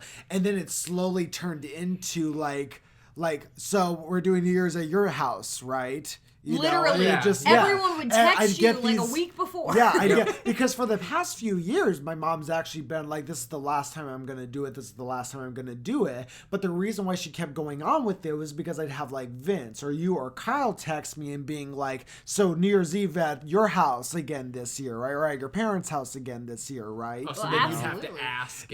So then it became this so everybody's kind of expecting there to be a thing here this year. That was the expectation too. I even remember getting into a fight with my ex because we used to spend all the fireworks holidays with his parents. Right. Namely just because they lived on a block. Well, Kyle had the same issue with his mom one year, actually. They lived on a block with a street of people that during fireworks season they'd hightail it to Mexico or New Mexico and pick up all the illegal Mexico, shit. That's where you go. Yeah. Okay, if you're listening right now, this we're not doing it this year, unfortunately, but the last several years running, that has been our ritual. Me and my wife, we would go to New Mexico. We would hit Lordsburg, New Mexico. There's a little fireworks shack. You can buy $200. It's like a warehouse. $200 will send you home with an arsenal. Yes. Yeah, but many grams of black powder. And then we head out to Silver City, which is a nice little quiet mountain town. We just spend the day there. But we'd come back with enough fireworks. Good Lord. Set all of superstitions on fire. Yeah. But so we would literally, we had a block of people. It was like their house off the corner, their next door neighbors were like one house down, like two houses down across the street. And we'd have like a block party going on every fireworks season where this was necessary with 4th of July and everything else. So, oh my God, I remember getting into so many fights with him where it was just assumed if it was a firework holiday, we were going to his parents' house. Right. He was going to text his parents and say, what time do you want us there? Do we need to bring anything other than the thousands of fireworks that I've piled in the back of the truck? Right. What do we need to bring?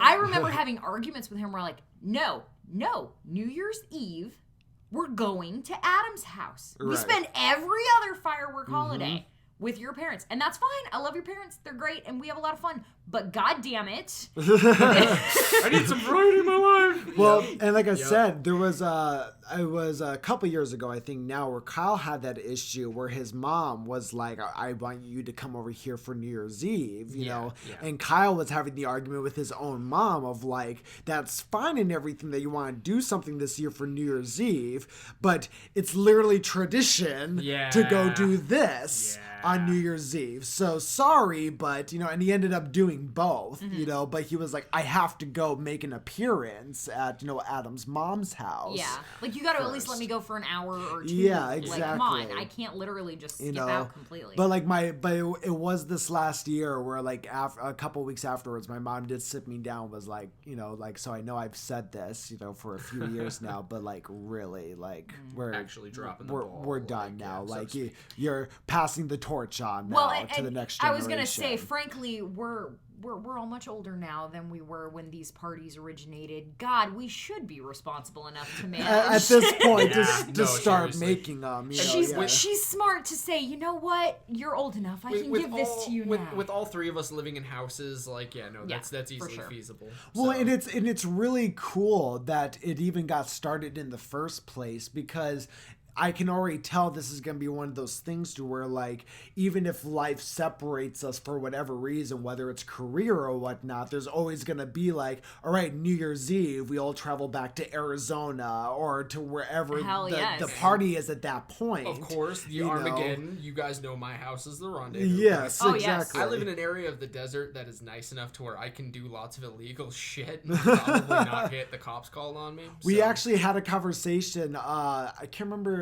Maybe it was last week that I had Kyle on the podcast. It was no, not last week. It was the week before. It was me, Matthew, and Kyle did a podcast together. Yeah.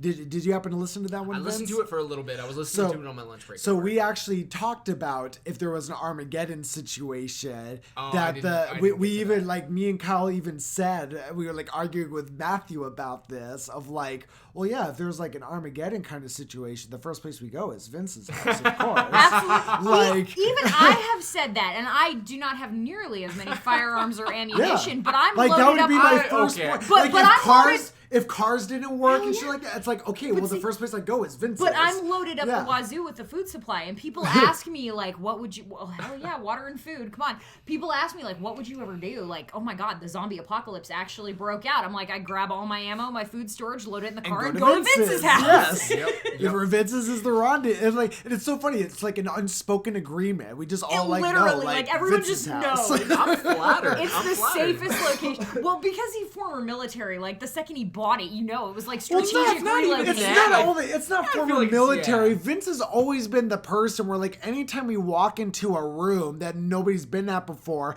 my first thought is like, all right, socialize, who to party with. Vince's place is like, okay, if shit goes down, like what are the first 10 scenarios to like of how to escape? Who do I kill first? If we have to eat people, who's the first person you eat? See, I thought of that. I thought of that in straight, simple terms, honestly. He's married, he gets discharged from the military, him and his wife decide to buy a house, and his house just happens to be within hiking distance of the Superstition Mountains, and my thought was strategic relocation. You bet your ass. You bet your ass. So speaking of, actually, to switch gears here a little bit, speaking of the Superstition Mountains, like I'm assuming you can see all the smoke from the fire, the Woodbury fire. The first day we were in it, when that first push of smoke came over the mountain, we were smoked out. I wouldn't let my wife or my kid go outside. Really? Smoky. So for just to add context here for those who don't know, so like there was the big fire that happened in California last year, and this year there's one in Arizona. There's a very iconic mountain here in the valley called the Superstition Mountain. It's a big mountain, and it's right in my backyard. Yeah. And behind that mountain is just a big like foresty camping kind of area near the city of Superior. It's about 150,000 acres of state land. Yes. Yeah. State park grounds. And there's a huge fire that I believe I actually just read today, like has stretched across 46,000 acres, and it's 41%. No, I think it's 80,000 acres. Yeah, now. no, I heard larger. It's still holding at 40% contained though, which means it's not necessarily spreading, but. It is No. I read just today that it's at 80,000 acres now. Contained, not 100%. The last I heard it was 40% contained, and currently at the and this was admittedly this was a couple days ago, so this info might be a little outdated, but the last I'd heard it was encompassing 103 square miles. I want to broach a subject though. You guys know me, of course. Go for it. I want to talk about the weirdness of the fire. Okay. Where it's located. Now, for those of you who don't know anything about the superstitions, there's a lot of weird legends and lore associated with the Superstition Mountains. And you pretty much hence the name. Now, here's the thing, and I did a little reading on this, and maybe I'm going down some weird conspiracy theory rabbit hole, but just follow me on this one for a moment. Okay. So for the first week and a half of this fire, it grew to levels of, I think it was like past 30,000 acres. Yeah, it just kind of came out of nowhere. It did. And every day the news said the same thing. Wildfire, 30,000 acres and spreading, 0% contained, no one's in danger. They made sure to let everybody know. Now, I had to look at how many controlled burns were happening because I was thinking, okay, maybe this is a controlled burn. Right. Now, by this point in time... Arizona's great at doing that, too, by this conservation point in time, it had gotten to, I think it was about 9,000 acres. When I had read somewhere that in order for... I don't remember where I read this, but I had read something that in order for it to be considered a contained fire, it had to be within, like, a certain parameters, especially of, like, the area of the fire, right? So you couldn't call something like this, a fire of this size, a controlled burn, obviously, because that would be like, okay, if it's a controlled burn, how come it's this big and it's 0% contained? Right. So there's so much weirdness in the superstitions. What if? And just think about for a second. What if there really was something back there? And what if the idea was, we don't know where it is, let's burn the fuck out of it? That's it. Well, I remember because there are stories that go that, like, anybody who has traveled behind the Superstition Mountain, there's a lot of weird shit. Doesn't come back. Oh yeah, like that's happened a lot. That's happened a lot. I believe there's a lot of footage too on YouTube of people who have gotten close. Yes, to like the secret area. Because that's what's always that is what is always funny, and all of us having, well, at least you and I, Dan, I know you came from California, Vince, but like we grew up here, and it was always like, and there's a lot of hiking trails up Superstition Mountain. We've all three of us have hiked multiple. We've all been to the, I think we've all been to the Flatiron, which is like one of the highest hikeable points on the mountain. I think it is the highest hikeable point. But we've but what's always funny though is all of those hiking trails and stuff are always on, you know, I mean, I guess it's perspective, but the quote unquote the front side of the mountain. Oh yeah, none of them are on the back side. The front of the mountain. Yeah. No, you're not getting anything. Yeah, and when you get to the Flatiron, you can obviously see the backside of Superstition and look at all the foresty area and the state land and stuff like that. But you don't go any further. There's no trails. But you don't go there. Yeah, you don't just go look. there. You don't travel there. There's no. It's camping the dark place. there. You don't go there. Yes. Yeah. And that's always been, you know, the quote unquote superstition about it. Yeah. And now all of a sudden there's out of nowhere there's just this wildly out of control fire. I do that's happening back there. That's so close to major populated areas. No, that's exactly what I was just gonna say. Again, that telepathy at work, man. I'm serious. No, because it did strike me as odd the second I heard it that it wasn't more quickly contained or at all, considering how close it was to such a heavily populated. Normally when we get forest fires in Arizona, we get ones that are, you know, out in the back and beyond, because we got a lot of national land and state land out here that is used for conservation and all kinds of other shit. Yeah, of course. So the idea that this one actually came so fucking close to a massively populated area, I'm like, that's just weird. Yes. That's odd. I've lived here my whole life and never seen that happen. See, in California, it was so common to see wildfires that it just sort of became background noise. Because California is terrible about conservation. They don't do controlled burns or anything that they should to actually keep that the risk of that at a minimum. What I always thought was when the Woodbury fire started. I'm sorry. What I thought was really interesting about it is, I mean, we're not strangers to wildfires here in Arizona, but they always usually happen up north, right? You know, with more of the woodsy kind of areas. They happen in the forest, in the national or state parks. We have never, at least for a very, very long time, none that I can recall in my lifetime, have had one like in the desert. Yeah. This one here is actually a classification of wildfire that Arizona has never had to deal with before. Really? That's why it's taken so long to get everything set to start. Well, what's the classification of it? So there's different levels of classifications, and mind you, I'm just paraphrasing here off of what I remember.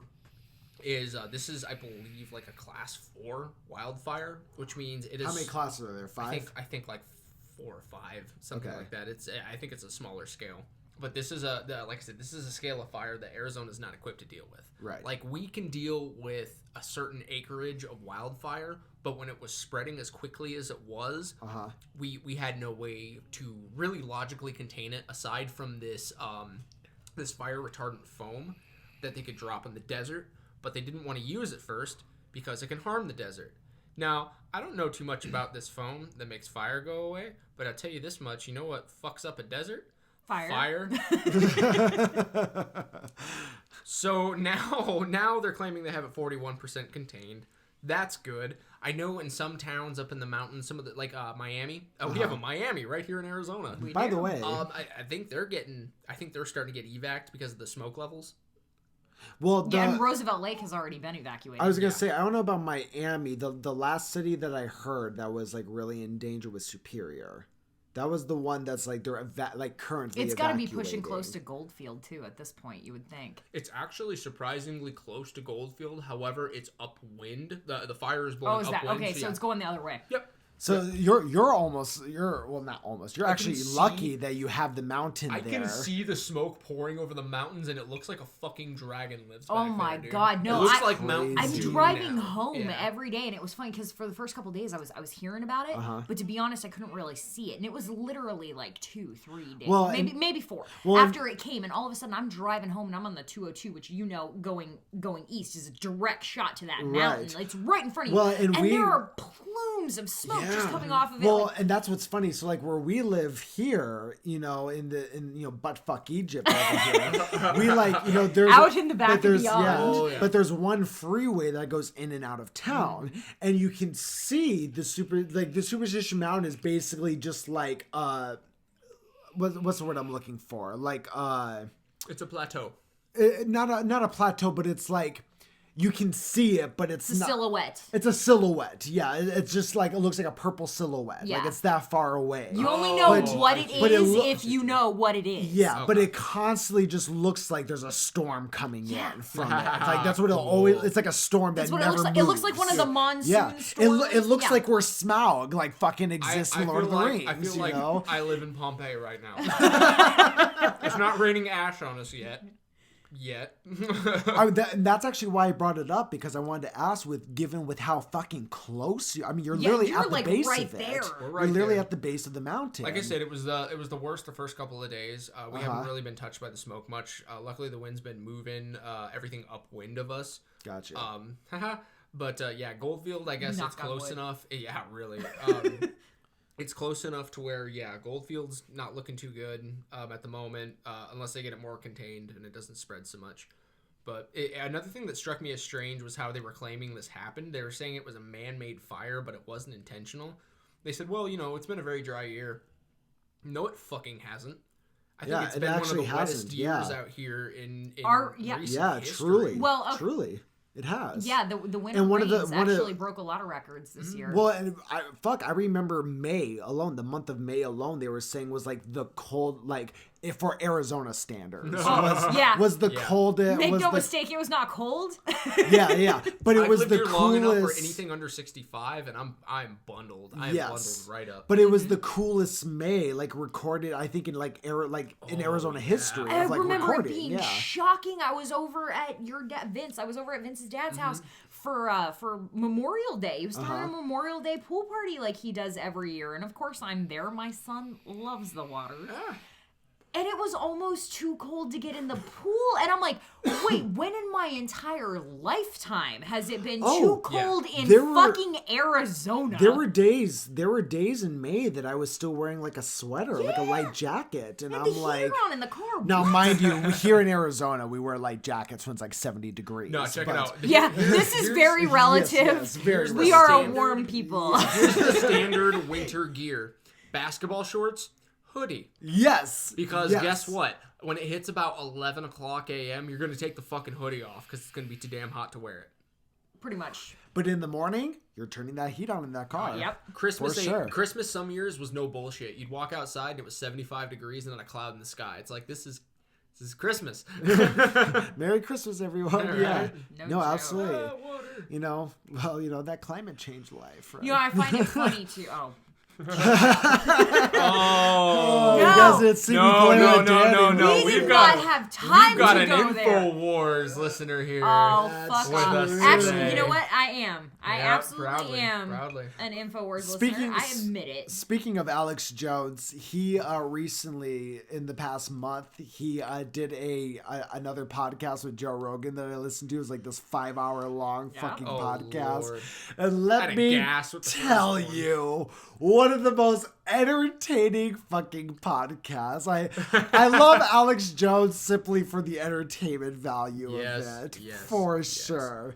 But he is quite the conspiracist, and Dani is quite the fan. I am actually, no, correction to that statement. I actually was quite the fan of Alex Jones. I'm not a huge fan of Alex Jones anymore. Now, you have to bear in mind when I say that I have been listening to the Alex Jones Show for a decade. Before he was mainstream. Yes, you have. Before he was known. Okay, I remember you talking to me about him in high school. Back when the Infowars.com website was like this blue and black, AS400 A-dot screen, okay? Right, yeah. Like, back in the day. Real quick, I'm going to go head out to the bathroom. I will be right back because it looks like I've got the bladder now. So. Ooh, don't worry, I'll have the bladder when you get back. Let's take turns over here. This is what we do. And this works because Dani could monologue about that. By the way, Adam and Vince are drinking beer, so that probably attributes to this also. Dani is only drinking Powerade and has excellent bladder control. This is true. This is true. But no, so I was a huge fan of Alex Jones 10 years ago when he started. Well, okay, that wasn't when he started. He's been on the air for 20. Right. I know what you mean, though. Yes, yeah. Back when I started listening to him. And the reason I did was because back in that time, 10 years ago, Alex Jones was far more news and analysis than he is now. Now there is a shit ton of hyperbole.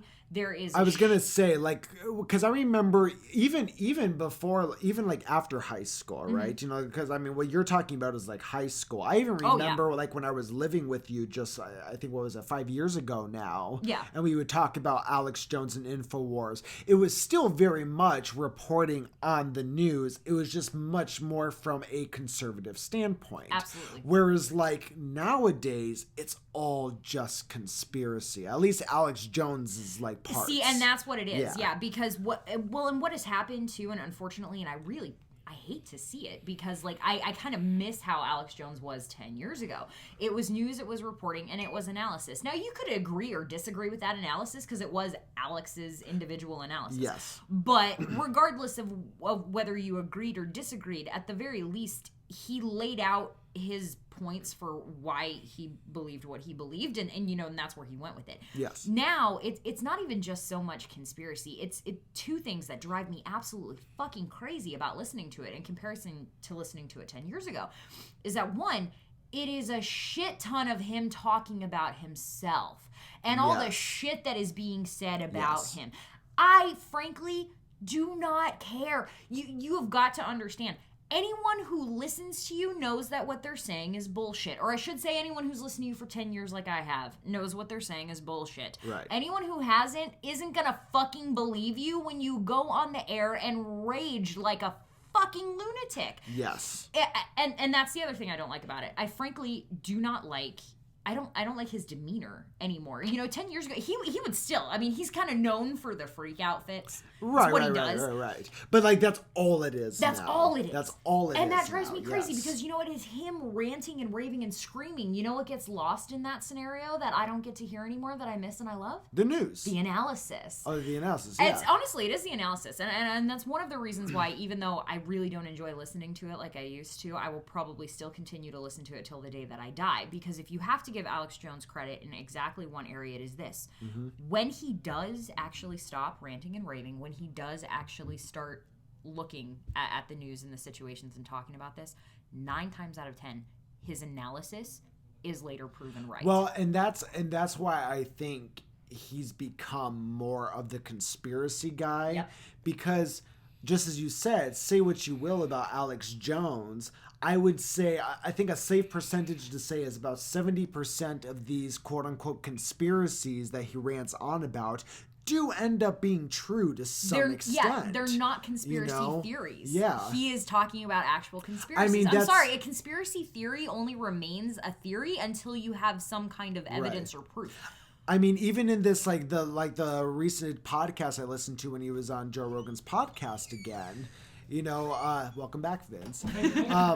When he he was ranting on about a bunch of like really obnoxious, outlandish shit, and Alex Jones would sit there like, look it up, like pull it, Jamie. Pull it up right now. You know what you're talking about? And that's the weirdest part, was every psychotic claim he made, they could always find. Yes, honestly, always. I'll tell you what, that is exactly one of the things I loved about that show 10 years ago. Because let me tell you, when I started listening to that shit 10 years ago, it sounded just as batshit crazy to me as it did to any other person who listened to it. Even when he wasn't acting like a lunatic, you were like, are you fucking serious right now? Like, you think that actually happens? Right. It was one of those scenarios. And he used to say that all the time. I mean, he still does on occasion, but good grief. That was his fucking mantra 10 years ago was, look it up. Look it up. And you know what? I did, because I'm one of those jackasses who listens to the news and then actually decides to inform myself about whether or not the jackass I'm listening to is telling me the truth. Right. So I did. I started looking up a lot of the shit he was talking about, and when I found out a lot of it was true, I paid a little closer attention. Yeah.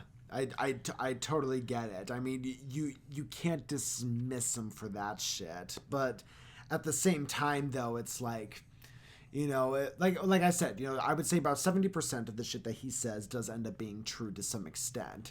But when you're spouting the kind of outlandish conspiracies that he does spout on about, 30%'s a lot to be false. Well, and some of it so too, it's like, so it does get hard when you're listening, and just as you said, it's just obnoxious rants anymore. Well, you know? see, and then if he's not ranting, he's like, try this protein powder, try it. You know, we're gonna talk about. You make a good point. He can in one line say something that is 100% true and something 100% crazy, but you have to read between the lines. You could say something like back in the 90s. The Iran-Contra situation happened. Look it up. Yeah. Meanwhile, global warming's bullshit. Yeah. Whoa! One of those statements is false. Yes, exactly. But no, I mean, honestly, I will probably see. So that's why I no longer. I used to refer to myself as a fan of Alex Jones. 10 years ago, I would refer to myself. Even 5 years ago, I would probably refer to myself as a fan of Alex Jones. Now, I no longer refer to myself as a fan of Alex Jones. I refer to myself as a fan of InfoWars. Because one thing that I do still listen to on a daily fucking basis is the show that came out with one of his commentators. It used to just like come on as a guest on occasion, or maybe sometimes, you know, he wrote articles for the website, that kind of thing. Was one of his personalities by the name of David Knight. I love. Yeah, you've talked about it before. The David Knight show is fucking amazing. Anyone who hasn't listened to it, please go give it a listen. It's well worth it. The David Knight show is amazing. I love listening to David Knight. I love Paul Joseph Watson, who is another journalist who has been working for him. I have issues with him since he was like 18 years old. He's been working for InfoWars. I love it when I hear people like you. We had this conversation one night. You know, I hated it when he started getting involved with InfoWars. He's been involved with InfoWars forever. Right. No one ever knew it because he never actually commentated. He only wrote articles. The issue, but I was reading his fucking articles 10 years ago, so I know that. See, the issue I have with Paul Joseph Watson, because I used to follow Paul Joseph Watson, his YouTube channel and everything, and what I really appreciated about him was his rants were very much based off of like, here's what's happening in the world, here are the facts, you know, here's what's going to happen because of these facts. And then it just got to a point where his rants were just becoming a little too opinionated, where he was just saying, here's what I think, instead of right? oh, he would have been good at Harley Millennial. Opinions. He is a Harley. But all those opinions. But like he just became too much of like it's one thing when you state your opinion and you're basing you're saying the reason why I have this opinion is because of these facts. A lot of his stuff felt really aggressive. Well, more like attack. Yeah, you know, a little too much. Honestly, though, I think the reason for that didn't actually have much to do with his mannerisms or even his views on this. Stop. No. We need to talk, Dani. We need to talk, and we need to let the people know about your little weird words that you say strangely that you don't know you do, but everyone else notices, like mannerisms. Now, are we gonna have the sandwich conversation? Right the sandwich conversation. Now you heard me say that right. That is how Dani says it, not sandwich. Fuck off. Well, you guys talk about that. I'm gonna go empty the bladder and turn off this fucking air because it's fucking cold. Leave me alone. It is cold. Yeah, you know what? Have fun, you two. have fun with that. He's been ragging on me about this since we were 16. Yep, and I'm not gonna stop till the day I die. Mannerisms, Danielle. Mannerisms. Let's break that word down. Manure. Isms. It's mannerisms. I'm you sorry. uncultured swine. I'm sorry. Forgive me. I didn't go to prep school, you asshole. Neither did I. Read a book.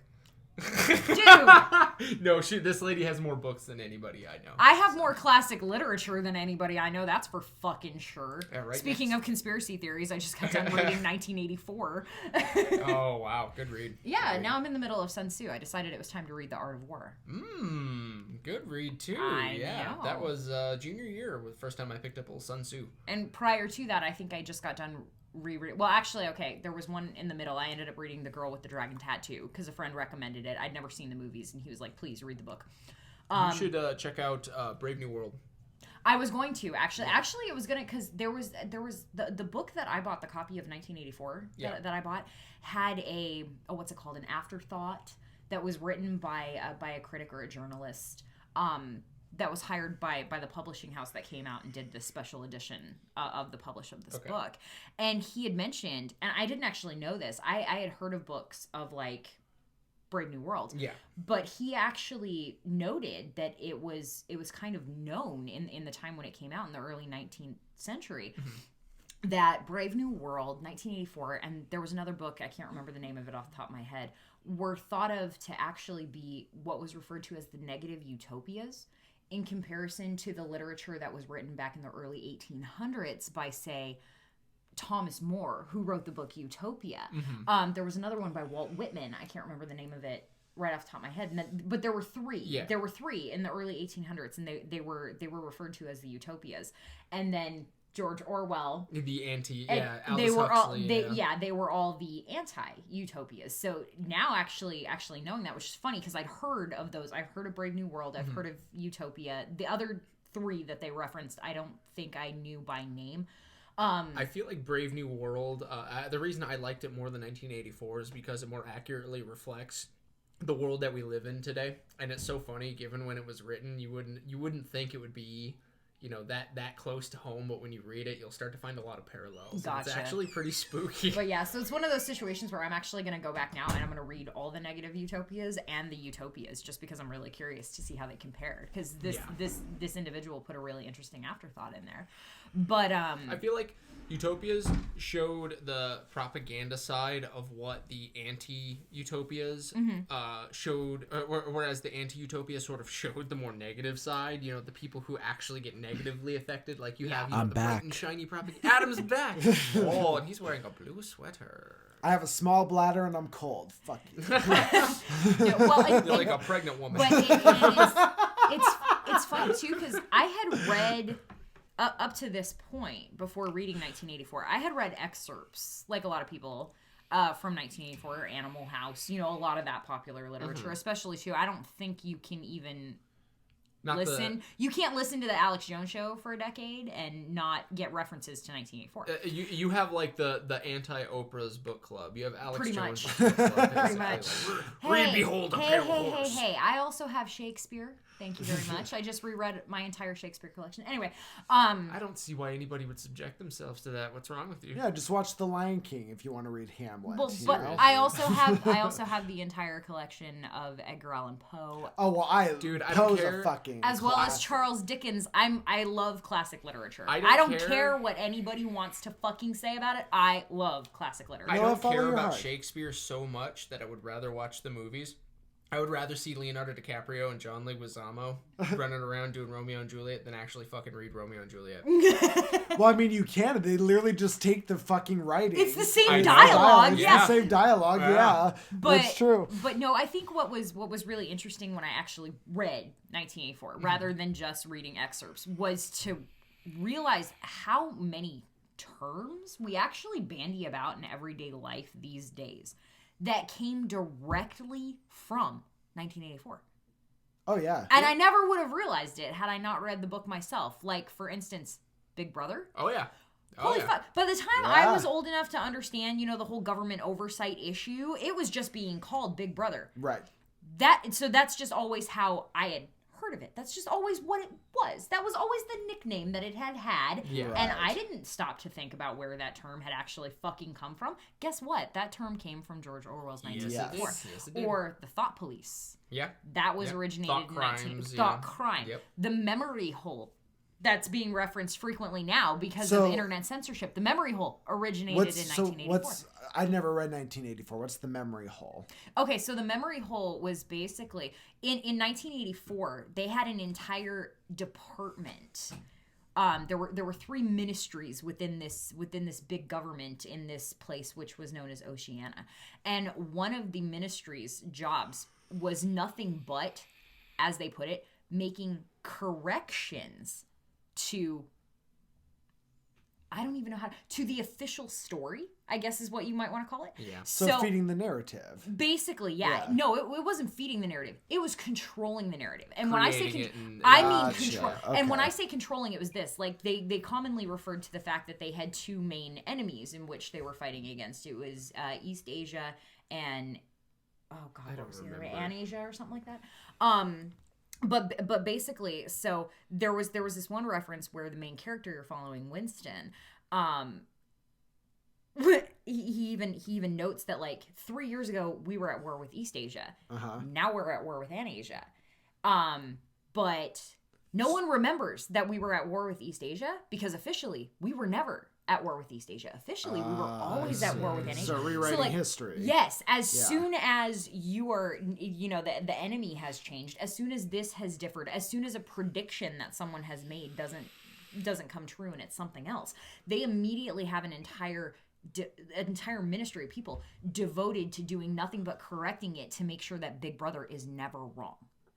And so because of that, what they would do is anytime they were actually given, they would get these slips of paper basically through this tunneling tubing system that went through the entire building. It was referred to as the Ministry of Truth. Okay. And the papers would come directly onto their desk. They were to read the paper, which was written strictly in Newspeak. Yeah. You were not allowed to use regular English. And whatever correction it told you had to make, you would make the correction into your, what was it? I can't remember what they called it. It was basically a microphone. Okay. Was a typewrite or a type speak, I think they called it, or a write speak. It was basically a microphone. You make the correction. These days known as a microphone. I was just trying to remember what they. I was just trying to remember what they called it in the book. Right. Because you got to remember this book was written back in 1949. Right. So, but anyway, so you would make that correction, which went into their massive database collection of everything, accurate information. And then you would take this piece of paper and you would put it down the memory hole. And the memory hole was a slot on the wall. And they were everywhere. They were in cubicles. They were on walls. They were everywhere you could possibly think of. And everything at the bottom of the slot was incinerated. So the truth dies at the bottom of the memory hole, basically. Basically, it's like a confessional thing. Like if you've got a thought or a memory, like you were like, I want to tell my truth. You put it in the big bucket. It goes into the big brown filing bin. Gotcha. But you couldn't even do that because then you were constantly watched by, they called them telescreens. Now they're smart TVs, but they called them telescreens that could see you and could watch you, and they were watching you on a constant basis. And by the way, just writing something like that, even just for the gratification of writing it and then putting it in the memory hole, even if you just put it in the memory hole and you did nothing with it, you didn't say anything, you didn't tell anybody, that was still considered thought crime. Yeah. Because where we're at now. whatever you put on that piece of paper, ultimately, especially if you were talking about a truth, it was the reason the truth had to go down the memory hole. Whatever that piece of paper said, whatever that truth was a contradiction to Big Brother, and Big Brother is infallible. But you know what that sounds to me now, like to compare it to these days? Twitter. Yes. Yeah, you don't have to delete comments; you just downvote them. No, yeah. Well, I mean, not only that, but like, we sit there and like anytime somebody posts something on Twitter that people don't like, what happens? They get banned. Yep. Right? Yep. You're banned from Twitter now. You're no longer allowed to voice your opinion. And that kind of censorship is where you hear that term. Like suddenly independent media, and of course I'll hear it sooner than most because I follow fucking InfoWars. but independent media very quickly jumped on the bandwagon when internet censorship jumped up and said, this is like the closest thing. This is the modern day closest version you could find to the memory hole. Yeah. Like if this isn't the memory hole, what is? Yeah. And it's like once you actually read it, and it was one of those terms yet again that I knew had originated from 1984. I knew it was referred to as Orwellian, as they call it. Yeah. But I didn't actually realize exactly what it was. I had the concept, I understood the idea, but actually reading the book, man. So how did 1984 end? Terribly, actually. No, well, not like. I was waiting for the happy ending so I could be like, oh, there's hope. No. There's no hope in the future of 1984. Not like terribly in the sense that the whole world is destroyed and all that jazz. But no, but the whole crux of the story is you're following this individual by the name of Winston Smith. And Winston is a thought criminal, and Winston has an affair with a woman, which is oh so not allowed. And Winston believes that there is a brotherhood, as they call it, of resistors that are trying to fight against Big Brother. And he ends up getting completely sucked into the idea of the brotherhood and wanting to rebel and believing that everything he is doing and saying is actually faking all this crazy surveillance that they have going on. Right. And I do mean crazy. Like, think in a nutshell, the way they describe telescreens is like they're everywhere. Just like we have televisions and screens everywhere. Right. But you can never turn them off. And just like the ones you see everywhere. And as long I was going to say, that's basically what we have now. Well, with the mics, but not the actual screen. And the video cameras are watching you, and everyone knows it, and anything that you, like, they can see is being monitored. And they're designed to make sure that wherever you are in your house, you are not unseen. So, but... Echo. Yeah, well, one crazy thing that I notice more and more now, and Matthew and I were just talking about this yesterday, is like... We'll be so the first. Let me go back to the first time that we noticed this kind of stuff was happening. It was Justin and I and Matthew were sitting in the living room, and we were. You okay, Vince? I'm gonna live. This, I'm good, thank you. And we were, and Justin was talking about killing the weeds in the front yard, right? Getting something to be able to kill the weeds in the front yard. Yeah. And we were watching Hulu at the time, and there are commercials on our Hulu. And all of a sudden, we just started to see all of these commercials about weed killers. Yep. You know, about to start. And it was just one of those things of it was like, oh, that's weird. We were just talking about that. Didn't really think anything of it. It was just like, oh, what a coincidence, right? But then we started to see this more and more and more, where every single time we were talking about stuff, we would start seeing commercials on it. You'd start getting advertisements on your phone about it. Recently, the one we were talking about yesterday is Matthew has been putting applications into different job sites, right? Yeah. And one of the sites he was talking about that he's been using is Indeed, and all of a sudden we started to see all of these commercials for Indeed.com showing up on Hulu. Well, see, and that's a very, like, I mean, it's a good example. It's a very good comparison. Well, it's the beginning of, like, what you're talking about. And that's what I'm saying. Like, the idea behind that is, you know, supposedly all of that, you know, microphone surveillance, it doesn't exist. And yeah, you can totally... Well, we have proof that it exists. There was a couple. Oh, I know we do. I'm just talking about the general idea. Right. But there was a couple that I read this article about this couple that they did not own a cat, right? But they were testing something to see, okay, just every now and then, let's just talk about cat litter. Let's talk about cats. Let's talk about buying cat litter, what we would get for a cat, all of these things. And again, they did not own a cat. Yeah. And all of a sudden, and they were, you know, we were documenting all of this, all of a sudden, their Facebook ads started to recommend different cat toys and cat litter. They started to see more commercials on their streaming sites for cat stuff and cats in general. And it was like, okay, well, there's the proof. See, but that's fucking listening but that's to just you. it. They claim that supposedly all of that quote unquote conversational surveillance is strictly meant for advertising purposes. It's all about keeping these companies in the black. Of course. It's not for surveillance. They have to say that. Of course they do. They know that we know that they know. they have to say that, though. But see, in 1984, that's not a secret. It's known. Right. It's known that this is surveillance and that the thought police could potentially bust down your door at any second if you commit thought crime. And thought crime could be something as minute as making a weird face to your telescreen. We're getting there. Yeah, like craziness. But so if it follows. Are you upset? Here's an ad for an antidepressant. Yes. So it follows Winston, who believes he is actually going to be inaugurated into this brotherhood of resistors, and believes he has found a co-conspirator who's involved in the brotherhood. Little does he know. Yeah, unfortunately, very true. Little does he know this individual is actually a... Spoilers. Yes. Spoiler. If you haven't read the book, I'm sorry. You're getting a synopsis right now. You're not going to read the book. Don't kid yourself.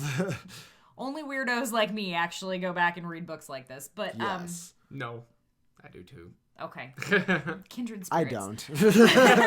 I just leave it to Vince and Dani to paraphrase them for me. But no, so basically what happens is, unfortunately, nothing he has been doing is in secret, even though he thought he was outwitting the thought police and the telescreens and the microphones. Nope, all of this shit was known, and there were agents of the thought police watching his every move, and this co-resistor within the Brotherhood that he thought was going to help save him was not part of the Brotherhood at all. He was part of the Ministry of Love.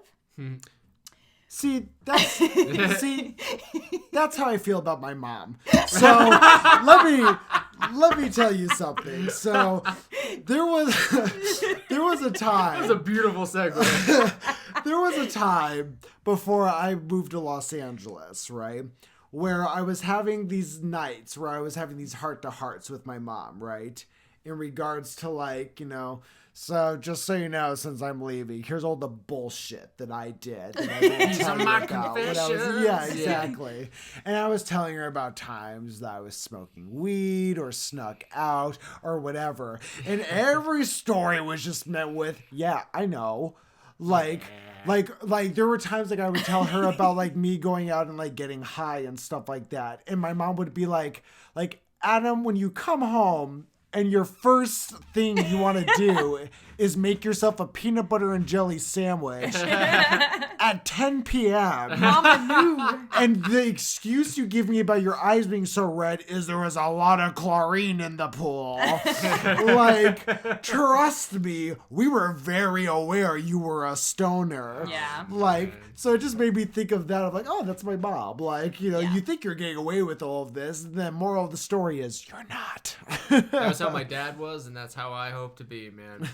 Oh man, yeah, I had a similar one with my dad before I left for the army, and I was surprised at how much stuff he actually knew that I had done and that I was doing. Like I always thought he had at least some idea, but no, he was. He knew. They know it all. Didn't miss a thing. Yeah. Well, and you realize that when, you know, especially growing up, you know, when we talk about this, you know, these stories and these things when we did when we were younger, it's like everybody goes through that. That's why your parents know, because they're like, bitch, you don't think we were fucking doing that shit when we were your age? Okay, like we're gonna do the exact same shit. Yes. And guess what? Vince and I have the lovely, you know, visions of being able to look forward to our children doing the exact same shit to us, okay? I wanna broach a subject real quick. It's something I've actually been thinking about all week, and it was something that I had heard recently. You guys realize we just took like 3 detours, right? Oh yeah. Welcome to, you know, the Three Musketeer conversation. Just pointing it out. This is your average Three Musketeer night. This is what happens. Yeah.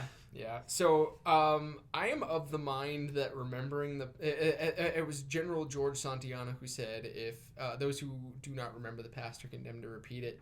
I am of the mind that I don't think it fucking matters if you remember the past. I feel like the past is going to repeat itself inevitably. Yeah, I'd agree. Yeah. I'd agree. In certain instances, yes. You know, I was actually talking to somebody along those lines at work the other day, where and it was actually in regards to like Trump, right? Mm-hmm. And I was talking about, like, you know, it's funny, everybody's complaining about Trump and his rhetoric and the things that he says, the things he does and stuff like that, and everybody's trying to say, like, you know, he's the next Hitler or he's going to be a dictator or what have you, right? Mm-hmm. And I always have to remind people, I'm like, as somebody who's, you know, looked into this a little bit and has had a dad who's very into the history stuff, you know what other president was like this? Ronald fucking Reagan. Mm-hmm. There's literally clips of Reagan, like, giving speeches, and there being protesters screaming on the top of their lungs, just like the social justice warriors do now.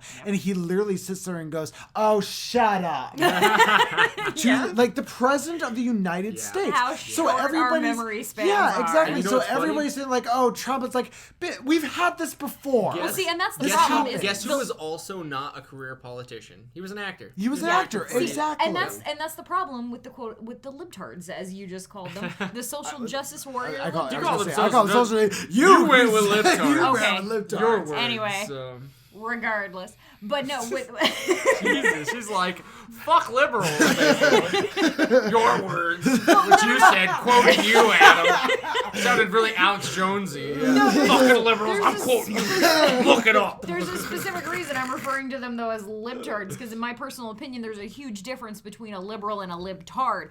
Hence, these idiots are so retarded, they do not have the ability to actually read a history book or go look up some of that fucking footage to know that we've all been here and done this. It's you also have hard-banging writers who do the same fucking thing. I know. You do. I know. And they're idiots. And it's ignorance. No, you got to give that man some props on that. 70% props. Oh, no, I was going to go 30. But 30%, there you go. See, and frankly, that's another reason why I love David Knight, because David Knight will give you a fucking history report along with his analysis. The thing is, though, there's ignorance on both sides, and what's the root word of ignorance? It's ignore. It's just people ignoring what the fuck is happening in the world. Well, absolutely. And like anybody who's like, you have to listen to the people who are in the middle, who are the moderates, because guess what? They're the ones who are actually doing the research, you know? They're not very exciting, but, you know, they're busy hitting the books. So. Exactly. Well, and that's the thing. You know, me, Justin, and Matthew just had a long conversation about, like, the politics and just some of the stuff that's going on right now. And just in regards to, like, the smartest people out there are the quietest ones. They're the ones that aren't speaking up. They're the ones that aren't bothering getting involved in the rhetoric, you know? It's like the stupid ones are always the loudest ones. They're always the ones that are like, because they know they're stupid. So they have to, somewhere deep in that fucking mind, they know they're ignorant. No, I don't. You don't think that? I really don't think so. I would feel disagree like with you these there, people too. live under the delusion that they are incredibly intelligent and that everything they say is gospel. No, I think they're just trying to follow the crowd because they find something that they fit into, and everybody's trying to find a fucking gang or a circle that I they think fit some into. of them do for that reason. Absolutely. Like, I think they all do. Fundamentally, they agree with what so-and-so is saying, so Right. therefore they're going to go with that, you know, go with the grain, so to speak. But some of them... The ones who initiate that shit versus the ones who follow. The ones who follow are the ones who are ignorant. The ones who initiate that shit are the ones who are brainwashed. And I don't care what side it's on. Right. I don't care if it's far left, far right. Yeah. You are the assholes who have absolutely no ability to think for yourself. You believe whatever is fed to you from whatever demographic you have come from in life. Right. And that is it. Those people, frankly, scare the living shit out of me. Well, yeah, because they're the loudest, and unfortunately, the loudest are typically the ones that, you know, are catered to. The old empty can rattles the most cliche. Yeah.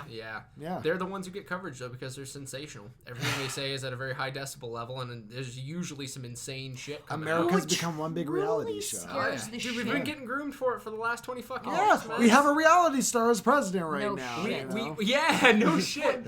Dude, we have a show called Survivor that's in countries where people live. Yeah, that's Survivor true. Thailand. There aren't people surviving in Thailand. No, There's people living. doesn't very happen, comfortable yeah. and well off in Thailand, Yes. all right? But no, well, what's... You have to sit on the beach, away from the snack bar. Away from the snack bar, Jeffrey!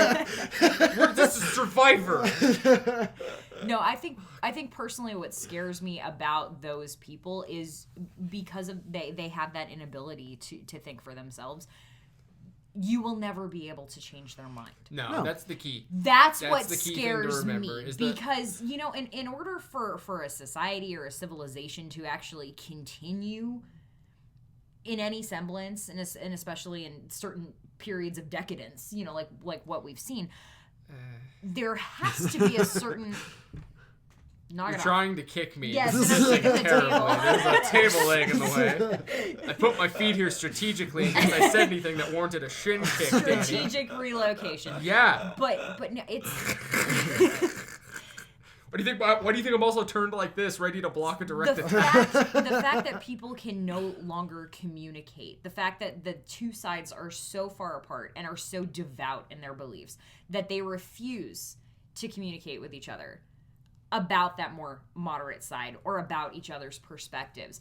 That's what scares the shit out of me, because that's what's going to end, frankly, in probably another civil war. I've heard a few sighs coming from Vince now. What's going on through that noggin of yours? Listen, man. Oh, dude. Listen. Vince and I have rigorous political We're debates. living in an age where everything that has ever been written down or anything that's ever been said is easily accessible at the touch of a button. There's no fucking excuse for anybody's perspective to be anything other than what would be academically considered as perfect. Hear me out on this. Most people, we are biologically designed to not give a fuck. We have a task as human beings to perform whatever that task may be. All else is folly. Really, truly. And that is exactly why history is going to continue to repeat itself. Nations will rise. Nations will fall. Nations will rise again. We hit a period of decadence, a period of turmoil. So on and so forth, rinse, repeat until the end of fucking time. Oh, absolutely. We as human beings were not meant to leave this rock that we're on. We weren't meant to stray very far. If you think humanity in the livable future, meaning our current lifetimes, is ever going to get past this planet Earth, I promise you're very mistaken. Other things might contact us. I don't think really, so? I don't disagree with you in that sense. Well, hold on. I do want to visit that. Why don't you think? I believe that the first time we attempt, it's going to be a fucking disaster. And it will keep us from doing it again for a very long time. So, is that coming from a religious standpoint? Like we're just meant to like live on. And the only reason why I bring that up is because if Matt were in on this conversation, he would. Which is funny because Matt's very religious, but he thinks we'll be an interplanetary species. Not all of us. But if he believed that, he would argue probably that it's like God just meant for us to be here on this planet. Yes. I don't think we were ever meant to go elsewhere. I think we have the capacity to do so, but I think that's why we can't just go into space without protective equipment. We weren't biologically designed to. There are tardigrades, which can do just that. Right. And we can't. Tardigrades are meant to be in space. Right. Human beings are not. I'm not saying it's not bitching that we can actually do that, but what I'm saying is reasonably, feasibly, and logistically, getting a human being off the planet Earth to another planet is expensive as fuck. Damn it, Vince! Why do you gotta rain on my Star Trek fantasies? Look, no. The same thing that bugs me about the world is the same thing that bugs me about shrewd people. It always comes back down to money.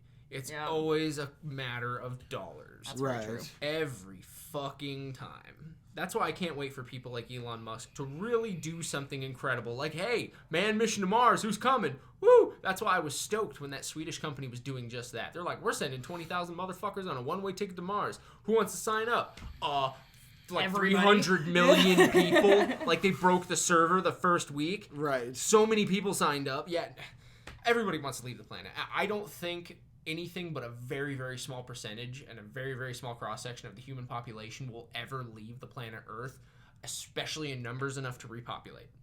I truly do not expect that, like, don't get me inference wrong. to come from you. It's not like I don't want that, right. But I'm a realist.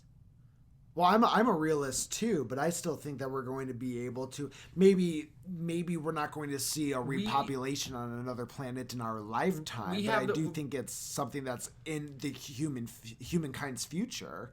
Oh, I'm not saying it's not in the future. I'm just saying it's not going to happen in our lifetime because right now. But you just said that we're doomed to just live on this rock and not be an interplanetary species. As a whole. Yes, I think I think a very small cross section of the human species will leave the planet one day. Whether they'll promulgate or flop is entirely up to the conditions under which they have to deal with, and how they're prepared. However, when it comes down to the basis of humanity right now. We are one of several civilized nations which are currently having to be financially beholden to these third world nations, essentially babysitting other countries right now. And that's keeping us in a financial deficit that's preventing us from reaching the stars. That's why I think we won't see space or anything close to for another 100 years. Really? Really, really. I think we're too busy solving problems in third world countries. It might sound cold-blooded, but it's the way it is. We're funneling a lot of money into projects in Africa that really aren't yielding the results they should with the amount of money, especially with the amount of money going into them. Mm-hmm. I'm not saying that these projects aren't important, but what I'm saying is there's a lot of money going in and very little output sometimes coming out. that's not to denounce the hard work of the people involved. That's to denounce. That's like every government everywhere just throw money at it. But the thing is, like, I mean, I do agree with you. We're funneling a lot of money into other projects on our own fucking rock. Yeah. But I mean, humankind has also been known to put their focus on things that they probably shouldn't be putting their focus on. And I could see us to where we should be putting our focus on maybe things happening on our own little rock. We're going to be putting our focus on instead on things like colonizing Mars or putting a base on the moon or whatever it is. That would leave a lot. That would either require another source, a massive source of income for the United States, or for some country to just finally say, you know what, we got it. You guys are good. You don't have to keep funneling millions of dollars into us anymore. I don't think that's going to happen on any case, though. I don't know. I disagree. Maybe not in the sense of like there's going to be a country that says don't give us money anymore, but I do think we're going to get to a point to where we are going to see people on Mars, and we are going to see like a colony living on Mars, maybe in our lifetime, But I don't know. I disagree with you. I do think that humankind is meant to be an interplanetary species, and maybe if we won't see that in our lifetime, I do think that is our future. I still feel like the human physiology has a long way to go before we are really space ready. Yeah, I do.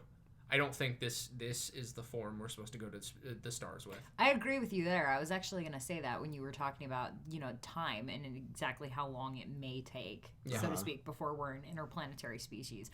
And what gets me about that is I would almost agree with Matthew, and,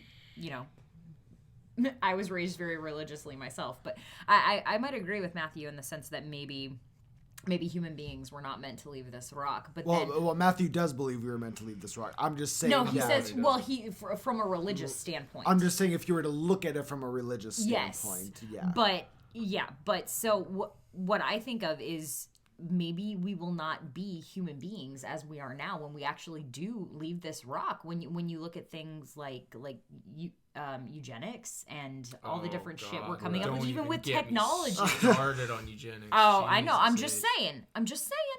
Yeah. I don't think humans as they are will be an interplanetary species. Yeah. No, we got a long way to go because just being in space alone warps human physiology. Right. It does. It does crazy things to bones, blood flow, even like cell growth.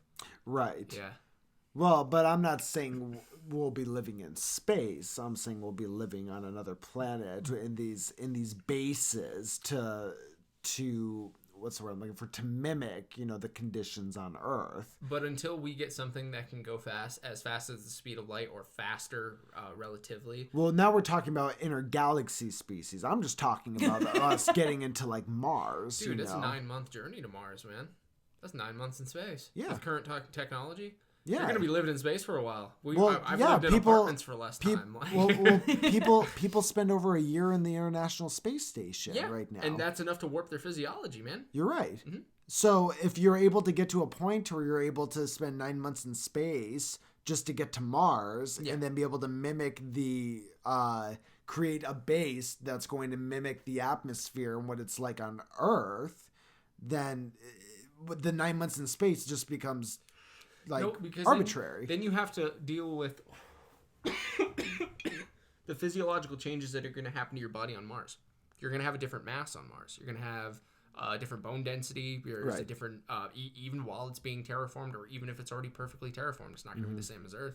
Right. You're still going to have to deal with new diseases, stuff that's breaking out all the time. With that much cellular growth, there's going to be all sorts of crazy bacteria that we may never have even seen before. Not to mention how many of these factors won't be taken into account prior to getting there, or can't even necessarily be foreseen. There could have been some Martian disease that wiped out like prior life that is sitting in the dirt, and as soon as we add water, it could just fuck everything back up. Mars' version of valley fever. Yeah, like when planets die, they just make themselves totally inhospitable to life or something like that. But that's not something that I don't think we're not going to be able to overcome, or that, I mean, like if if three dumb people sitting here are able to like come up with those like possible speed bumps, you know, I have no doubt in my mind that the scientists and astronomers and everybody working on trying to get us to Mars hasn't already thought about this kind of stuff too. But it does give credit back to Vince's original theory, which is that the first attempt will be a crapshoot for one of these incidences that they can't potentially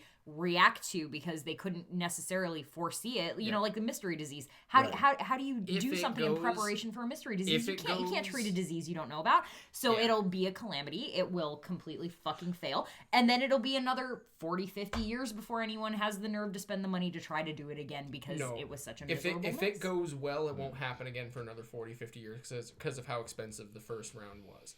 If it goes horribly, probably centuries. See, I would disagree with you on that one, particularly. I think if it goes well, you're going to see mass I was support. going to say, if it goes well, I agree with Danny. You'll see mass support where people are like, oh my God, it went well.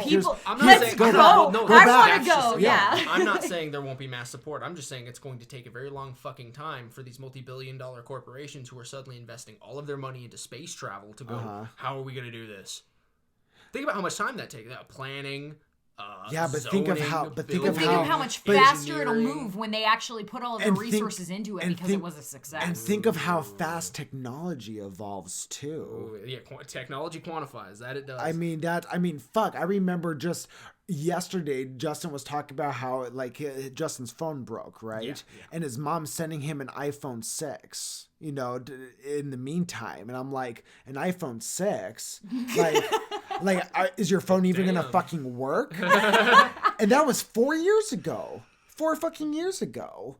You know, and like he literally runs the risk of like technology not being able to work well on that phone because of how fucking behind it is now on technology. Yeah. So if you get to a point to where we do go to Mars and it does go well, the trip goes well, the colonizing goes well, and now you have this mass support and people funneling money into that, and with how fast technology already moves, I don't think it's out of the... But what you're failing to add into the equation is Murphy's Law, bro. Well, Murphy's Law, of course, but there's always the chance that the worst thing is not going to happen, you know? Not saying there's not going to be speed bumps, but not every speed bump's a mountain. Whoever dies on that first trip's going to get a friggin' statue, though. There'll be schools named after them. There'll be libraries and pioneers. That's what I always said, man. Even if I went to Mars, 300 years later, they'll be oppressive and we'll be tearing those statues down. These bastards, they're racist. These assholes tried to keep us on Mars. We went from hopeful scientific fantasy, and Daddy's just like, the fucking libtards are tearing down statues. Like, Jesus fuck, Danny. I'm sorry. We were talking about 1984 for Christ's sake. Oh man.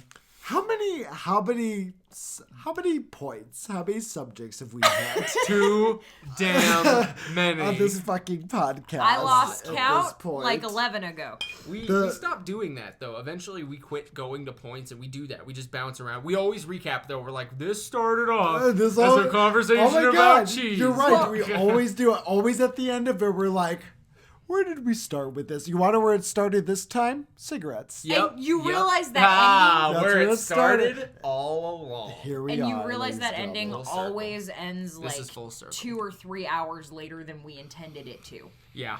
You probably did right now. How long has this been?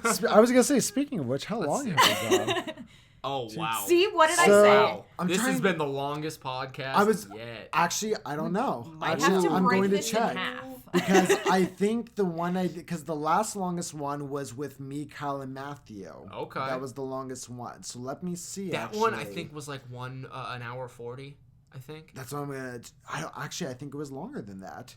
I feel like we got past 2 hours on it. I'm gonna check right now. I really feel like because if we haven't reached it, we owe it to ourselves. I was gonna say if we haven't reached the challenge at this point, we need to go past it because it just wouldn't be in true Three Musketeer fashion. Yeah, that's true.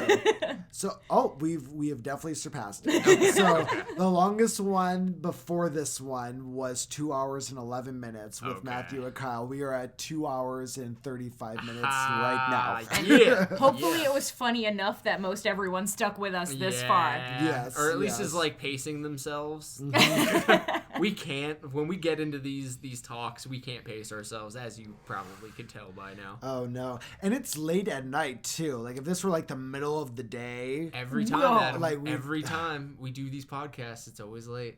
That's true. Every podcast you've been on so far have always been the longer podcast. Well, even when we had the cap of an hour, yeah, you know, they always like blew the longer. Again, too, even that is fitting because Three Musketeers nights.